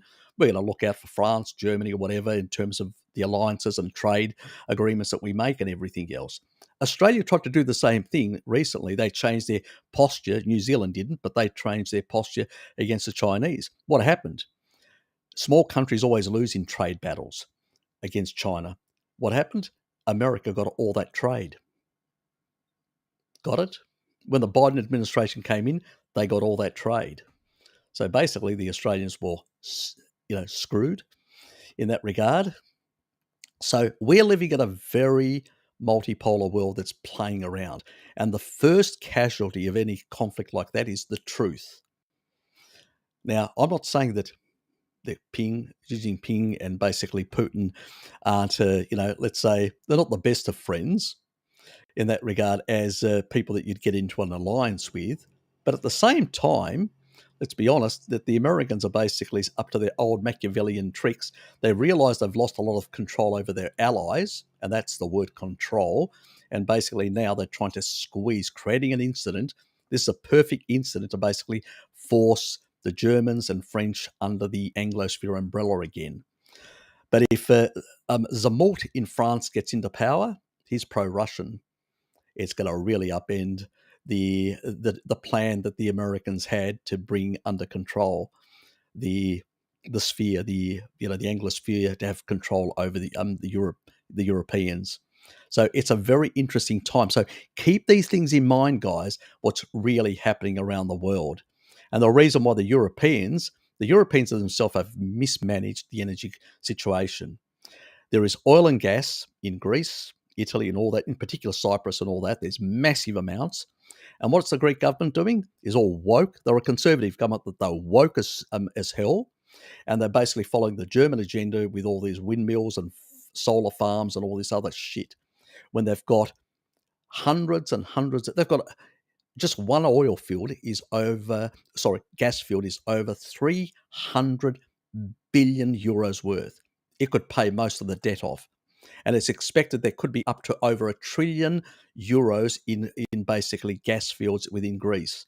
They could pay not only all the debt off, but also, provide for all other things that the Greek people would need, plus rebalance macroeconomically the southern parts of Europe with the northern parts by exporting more the energy and giving them energy security while they export products, because now they're wealthier, they can afford the Northern European products, and rebalancing the whole European entity and stabilizing the Eurozone and the European thing before it falls apart and they're at war again or whatever.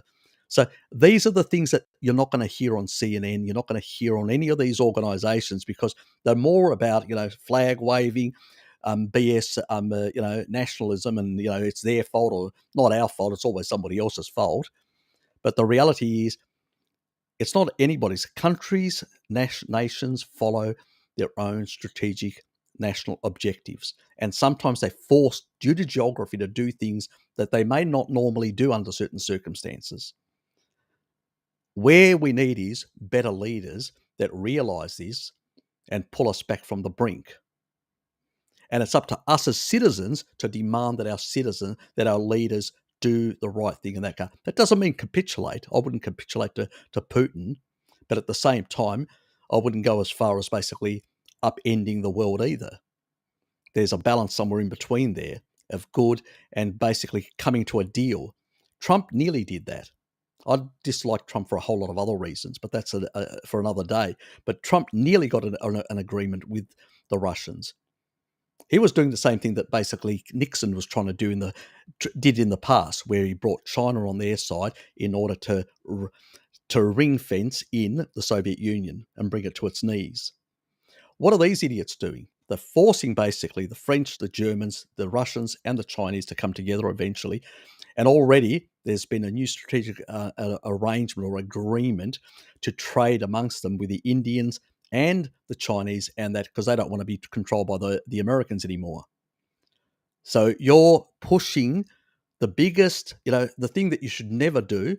And even, the Brzezinski initially, who developed the strategy against the Soviet Union, said you should never do. Push these major Eurasian powers together and create a massive, it's the old Silk Road from China to the Ottoman Empire, which was very powerful. They were the most developed parts of the world because of that trade. What the American policies are doing, the Biden administration, the lunatics in the State Department, the lunatics, the woke lunatics there, is basically rebuilding the Silk Road. Thank you very much. And making China's, effort to basically become world dominant even easier. How fucking stupid can you be? That's what that idiot in the White House is doing. That's the thing. That's why the Americans are basically the ones that understand are incensed. The ones that don't understand think that, let's basically hit our chest and, we're strong monkeys. Mate, you can't even get military. Your own head of your army said you only have 30% availability of your military, your soldiers.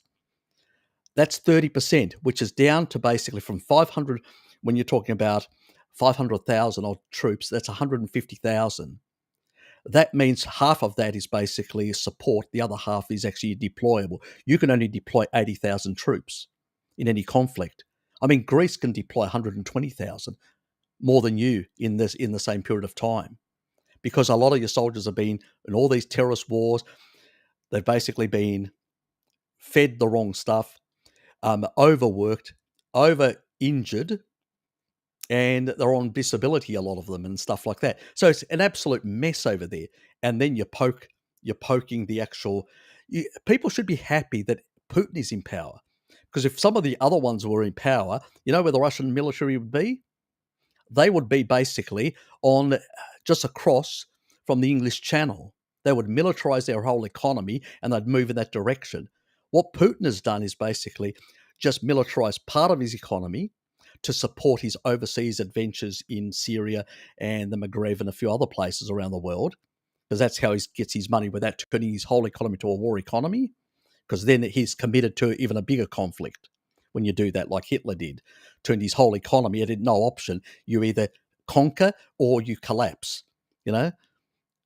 But that was his logical thinking. But on the other hand, we're in very dangerous territory here, and people just don't get it. We're in very dangerous territory. And the situation with the Ukraine is only, is a sideshow as far as I'm concerned. The other thing, when it comes to basically the Russians, if Putin goes, much nastier and far more dangerous people could come into power. Russia has over 10,000 tanks. Is the only country like America and France that's got depleted uranium armor. So forget about the tanks, the Russian tanks that are export versions. They don't count. These are like the heavy armor that the US has. The US has a very small amount of those. They can put into the field. The Russians can actually put more into the field. France has about 300-400 tanks. The Germans the same. They got 10,000, and about a third of those they can put depleted uranium, really heavy armor, and they could literally run right across. The thing that they can't do at the moment is because the GDP, the economy is much smaller. They don't have the economic ability to sustain such a long war. But if they turn their whole economy to a war economy, that changes everything. Now, that would be a change of leadership would have to happen in Russia. Currently, that hasn't happened. So it's a sort of a more regional thing. The only countries that actually have got enough firepower at the moment are the Greeks and the Poles. They've got over 1,000 tanks each that could actually put up a resistance. But pretty much everybody's disarmed in Europe because of the wokeness. And it's a mess. It's the reason why Trump kept on umming and uffing and telling them to lift their investment in terms of percentage of GDP to 2%. To add more capacity to their ability to defend Western Europe. These are the real situation. We're just lucky that Putin isn't really interested. He just wants to create a buffer state and just keep the things as they are and just protect. He wants to deal with, like the Americans were told the Cubans to get rid of the missiles. He just wants to do the same thing. He just wants to force Ukraine to become a buffer state and keep any potential hypersonic risk to his country away for the time being. But there are darker forces behind him that if he doesn't get the results they want, they will topple him. And they are much more dangerous, and they've got far more capacity to turn a war economy and then literally find themselves on the English Channel. So careful, I say to people, what you wish. That idiot in the White House has got no idea what he's doing. Absolutely no idea. And the other, Pamela Harrison, she's absolutely... Have you looked at her? She's a deranged lunatic. She's an absolute... just the way she talks, she's got no idea. Or what about the British foreign minister? I mean, she was having a conversation with Lavrov, who's the foreign minister of Russia, and he actually knew that she was basically not very bright. And so he threw a remark and said, as a joke, as a setup, I hope you don't, he said about 2 places in Russia that are actually within the territory of Russia. Hope you don't actually have a go at us about those 2 areas. And she actually took an argument, oh, we don't recognize those. What, Russian sovereignty? Are you crazy? It's like saying that we don't recognize, for him to say we don't recognize, Essex or something like that. But that's how ill-informed these people are. They've got no idea. They're all woke idiots that are there because of basically their connections in the little seats. That's why I say the level of professionalism, all these people coming out of academia, working for politicians that have got no idea. You don't have the sort of skillful statesmen and women that we had in the past. These people are just a joke. I really fear about the future with these people in power. I'm not kidding you guys. I'm really fearful about these people. They got no idea. What I just showed you there, it would be hours and hours of analysis to understand these sort of things. I will actually look at terrain and actually know exactly how you would deploy military columns and how you would flow through and what you could defend and what you couldn't defend. Most of these people have got no idea. Absolutely no idea. And they're making decisions on our lives. Very scary. Let's put it that way. Anyway. Tap out, boys. They've just moved the sheep down to the paddock beside the house. Oh, yes. Okay. So we better go and check on the sheep. You better. I'm about to pull the plug on this anyway in about 8 minutes. Right. Thanks for being here, Bart. Appreciate it. My pleasure. Good Pass on my regards to Pim. I will as soon as she wakes up.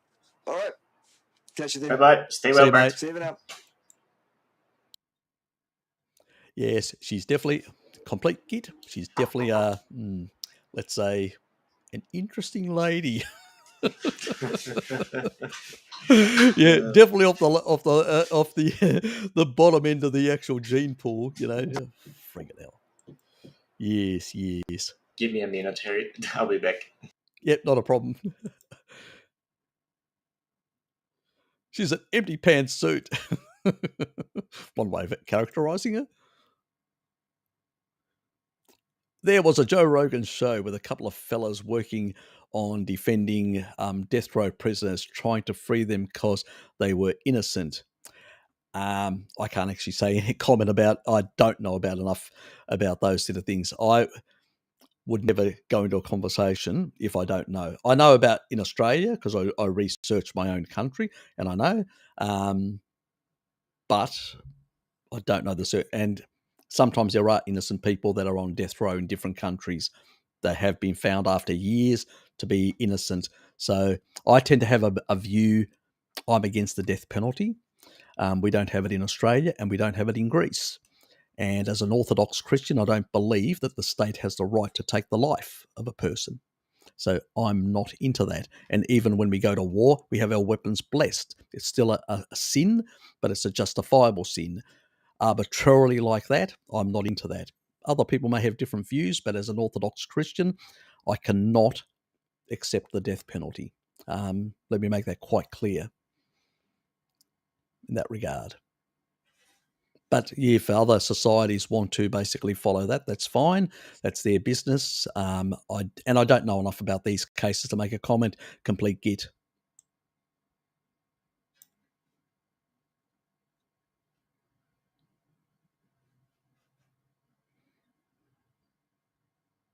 Look, these people have, they are very inappropriate leaders, and they're going to cause more damage and more problems than you can poke a stick at. Let's put it that way. Yes, extremely problematic. They have the potential of driving us into very calamitous waters, and it's not good. It's dangerous. And potentially a lot of people could find themselves dying as a consequence, especially when America's got a lot of problems of its own and needs to sort those problems out. The Europeans also need to sort their problems out with the North and South and need to stabilize the Western European situation. External enemies shouldn't be the focus.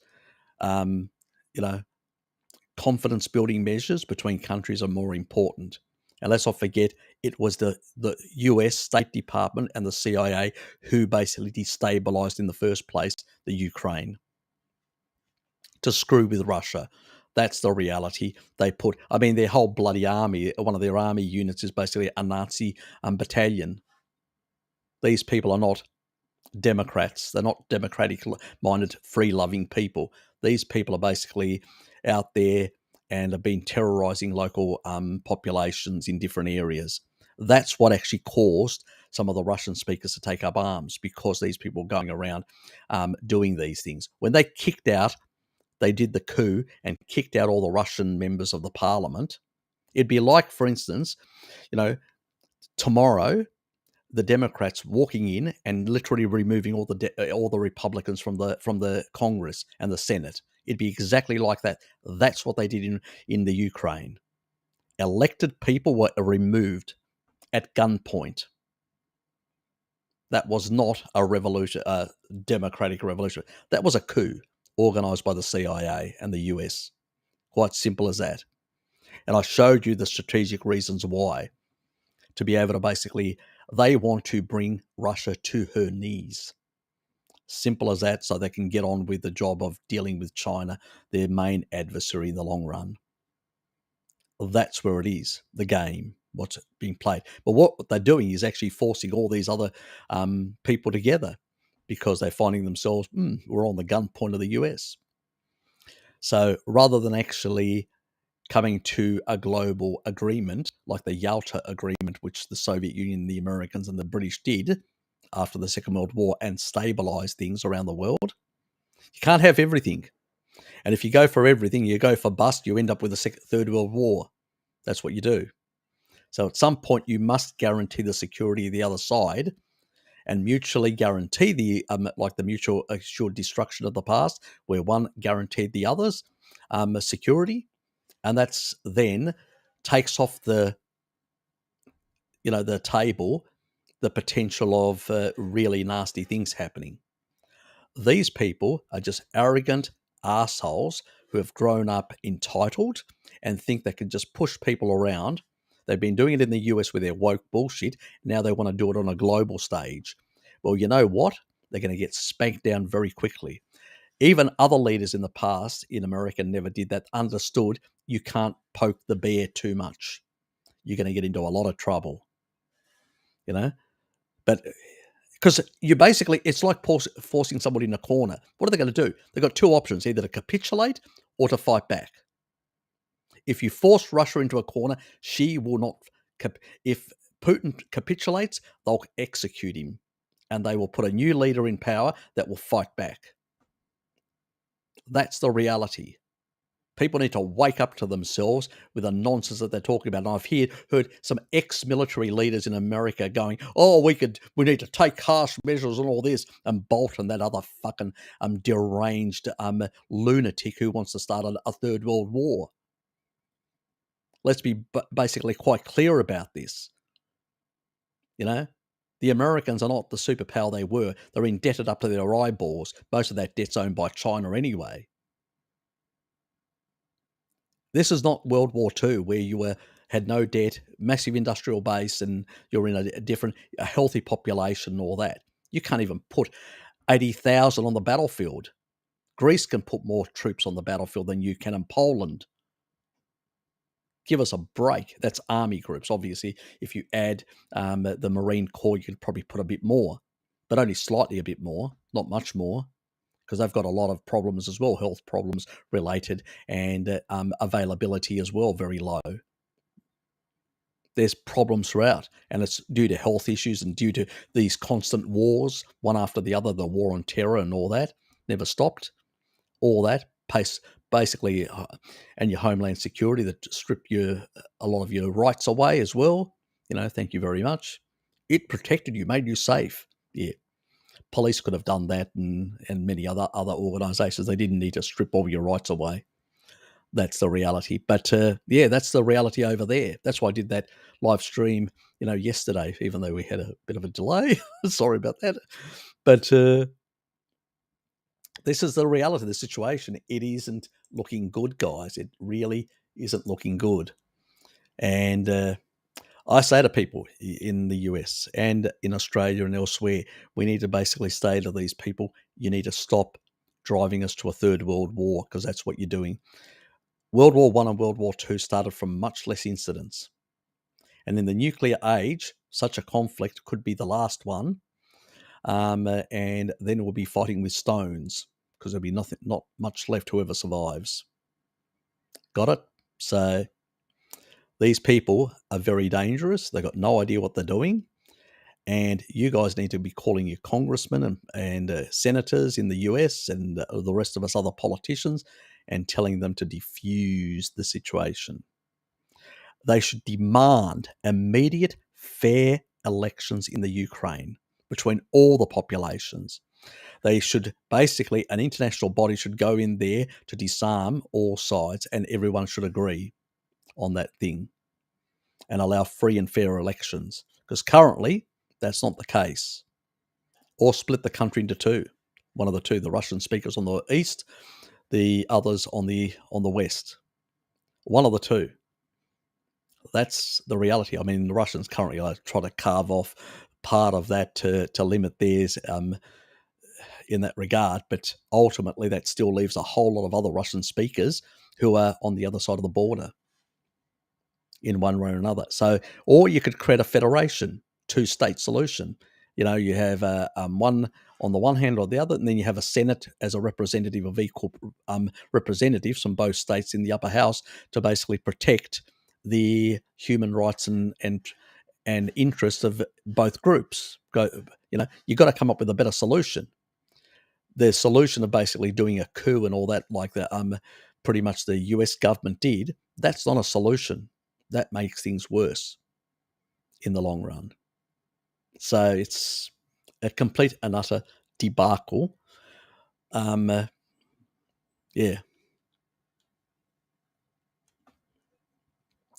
Yes, I know, Dean. Yeah, pretty much. Yeah, exactly. Obama purposely made the military woke over 8 years. Yeah, pretty much. In Australia, it's the same thing. Yeah, the military. Look, fighting, military, that sort of stuff is not a civilized act. It's the last, after diplomacy has failed, it's the last option you've got. You basically need people that go out there and actually kick ass when you're dealing with the military, because that's what the other side is doing. And if your military is woke and weak and whatever else, they're not going to do it. They're going to be overrun very rapidly. It's just ridiculous what they've actually done, let alone now they've got all these woke sessions, transgender studies. You could actually do a transgender study and actually get in NATO, that is, and actually get higher position in the military. Got it? The Russians on the other side and the Chinese are just laughing, absolutely laughing. They're saying these people are literally turning their basically their military into little basically fairies. Yes. Uh-huh. Yes, they're going to be easy to overrun and deal with. Yeah. I mean, people are even like, I think it was a TikTok video that went viral because it is a guy. I'm not going to comment on his appearance or his mannerisms, but it is a guy saying that, oh, I wouldn't want to go to war and have to deal with a Russian guy named Dmitry that is like 6 foot tall and is fighting to avenge his family or something. And the guy, let's say that he isn't the most masculine looking in the video, so, Oh, look, what HD said about this is an oligarch war. There's probably a bit of truth. Both the elites of America and the elites of Russia basically have their own survival strategies in place, and they're using their people as cannon fodder. That's been happening since the pharaohs. From the moment we created civilization, they created an armed group to basically go out there and fight. You still need defense as a people. The question is whether you control the politicians as a population or the elites are controlling them and doing their dirty work. And currently in America, it's the elites. They basically want more wars to basically sell arms to the government. And the American population has to foot the bill. That means there's less for health, less for education, less for roads and infrastructure, everything, streets, cities, and bridges, and everything is falling apart in the US. Dilapidated, really bad conditions. You go to China and everything's new. You go to US, they haven't renewed or invested in their local society for a very long time. I can understand why, as an American, you'd be really pissed off. No flag waving is actually going to fix that. That's just bullshit propaganda. You go to war for strategic reasons when your country's under threat and you have got no other option, or it basically has a stabilizing effect on the world and there is no other option. When we took on Hitler, for instance, and stuff like that, because basically he wasn't prepared to hold back. Putin is prepared to hold back. He's got the capacity to get to the English Channel if he militarized his whole country. But he's not interested in that. He actually wanted to become part of NATO. He offered an olive branch. He was knocked back. Your government in America knocked him back, told him to fuck off. Had he basically joined NATO, he wouldn't have cared if all these other countries joined NATO. And NATO now would have extended from the Atlantic all the way to the Pacific.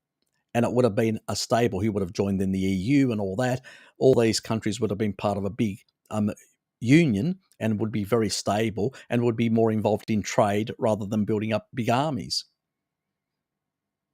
Got it?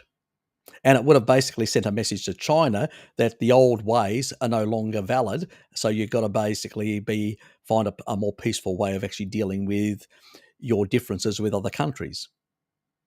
So it would have been a far more stabilizing effect, but that wouldn't have been good for the military-industrial complex because they couldn't sell arms and build up big. Would have really, the military-industrial complex in most countries would have declined, and that's the reality. And without wars, you can't sell guns. Simple as that. So that's where it's all at. And guns are one of the wars are one of the most profitable businesses, just letting you know. So if you go throughout history, they're the most profitable things. You raid somebody else's stuff, you take that stuff off them, you don't even have to work for it. Jenkins Khan, anybody remember him? He's sort of, the Khan from Mongol that literally raced throughout the whole of the world, most of the world, and literally took anything he could. And whatever he couldn't take, he killed. So it's as old as the history of humanity. It's as old as the history of humanity. Do we want to continue bloodletting? Apparently, yes. And it's coming from a whole lot of woke people. You'd think it would come from somebody like Trump. No, he actually wanted to try and... He understands, if you start blowing up the world, there's not going to be much business to be had. Nobody's going to really benefit from that. Where these people are so ideal, these are fanatical people. Their wokeness, their agendas, all these things that they've got, their sexual agendas, their food agendas, all their political agendas, all that are basically, they're like fanatics. They're no different than the Taliban or let's say ISIS, but they're the Western version of ISIS. Uncompromising. You're all heretics. You're all evil. We're going to all knock you off. It's the same attitude. You're all evil. You're not woke enough. You're not this. You're not that. You're all the enemy. Look at Trudeau. You are the enemy because you don't follow. These are fanatics. Sure. These are fanatics indoctrinated in authoritarian thinking of a woke sort, but it's still the same thing. You will comply and do, or we will sort you out. It's a very dangerous time we're living in. These people are dangerous. We need to start pushing back against this agenda in the Western countries, so we can actually have proper statesmen and women that will basically find global solutions, both solutions for their countries and solutions on the international scene. without blowing up the world. These people are very dangerous because a fanatic in government is dangerous. Period. Definitely. Mhm.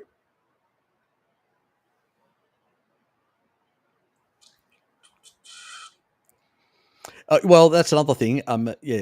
Basically, Russia doesn't actually want to become unite with China because it will end up a junior partner in the long run because China's more economically more powerful, and it will be dependent on China buying, because China can go and buy gas and oil from Brazilians or from other countries.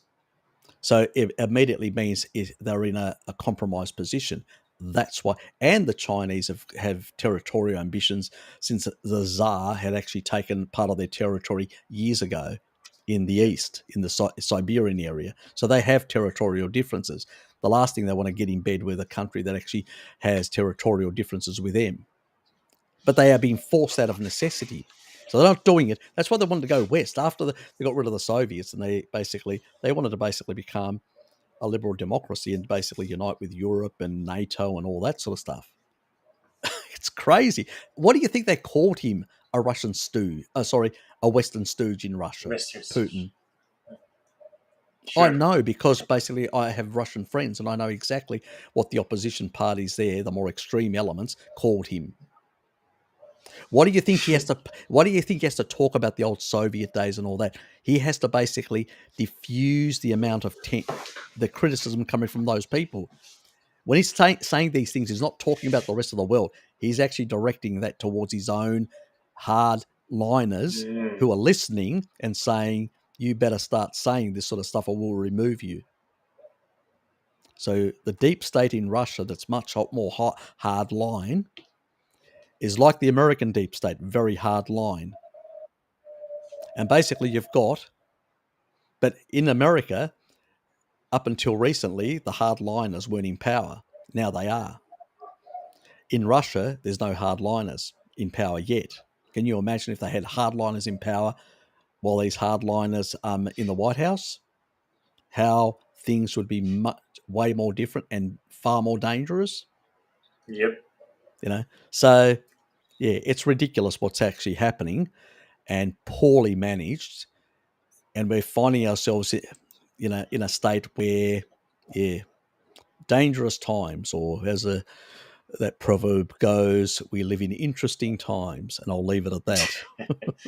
Interesting times, I guess. Yes. What are your thoughts on all this, Lukey? Yeah, it's always weird to judge things during times of international tension like this. And as you said before, like truth is the first one to die when things like this happen. So, like, especially coming from a community that is always, doubting conventional wisdom and everything, it just gets really tricky for me to understand what's really going on. You know.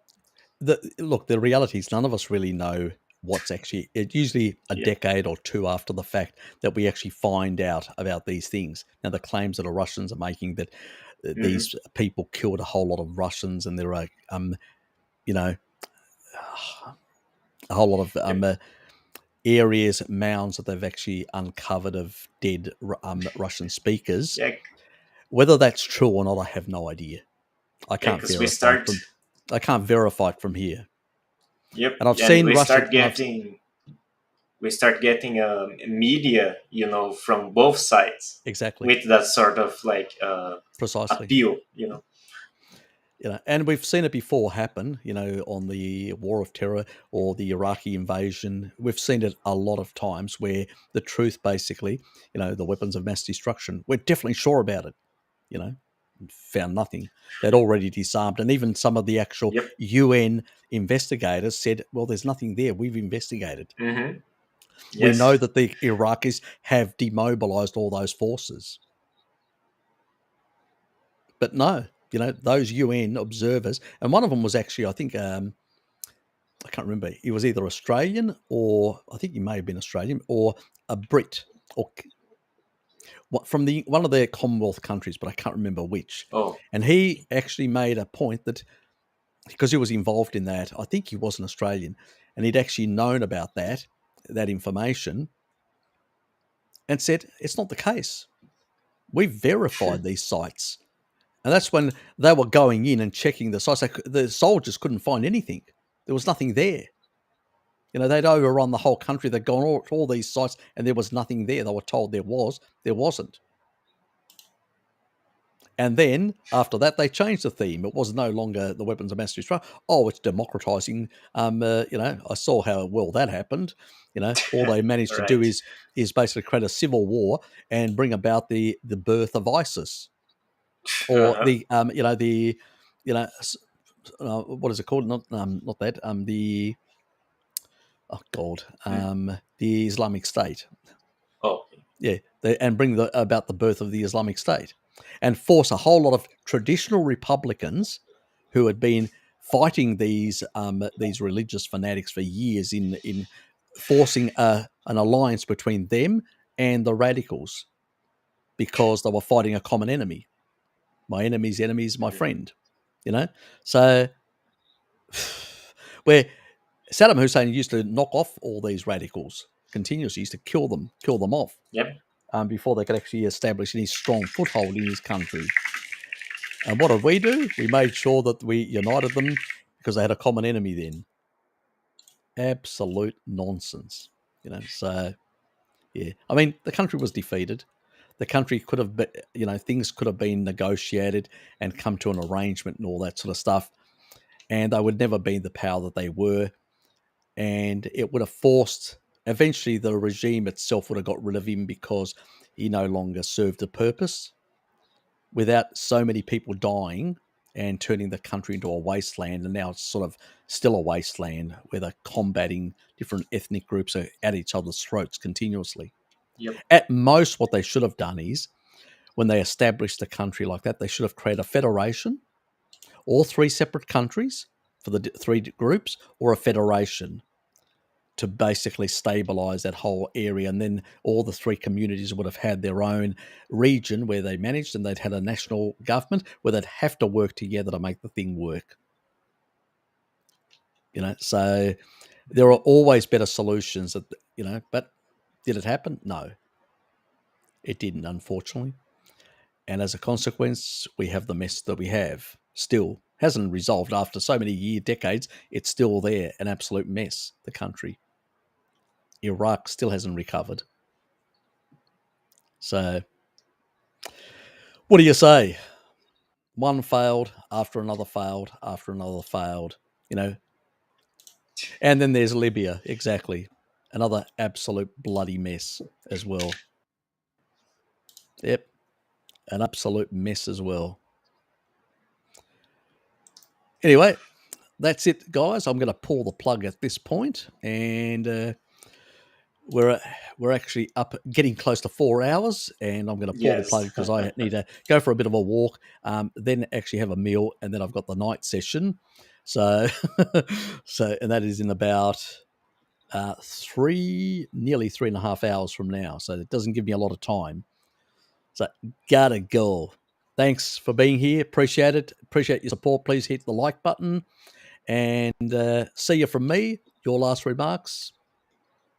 Yeah, I just want to wish everyone stay well, and in these trying times, let's make an effort to not freak out, I guess.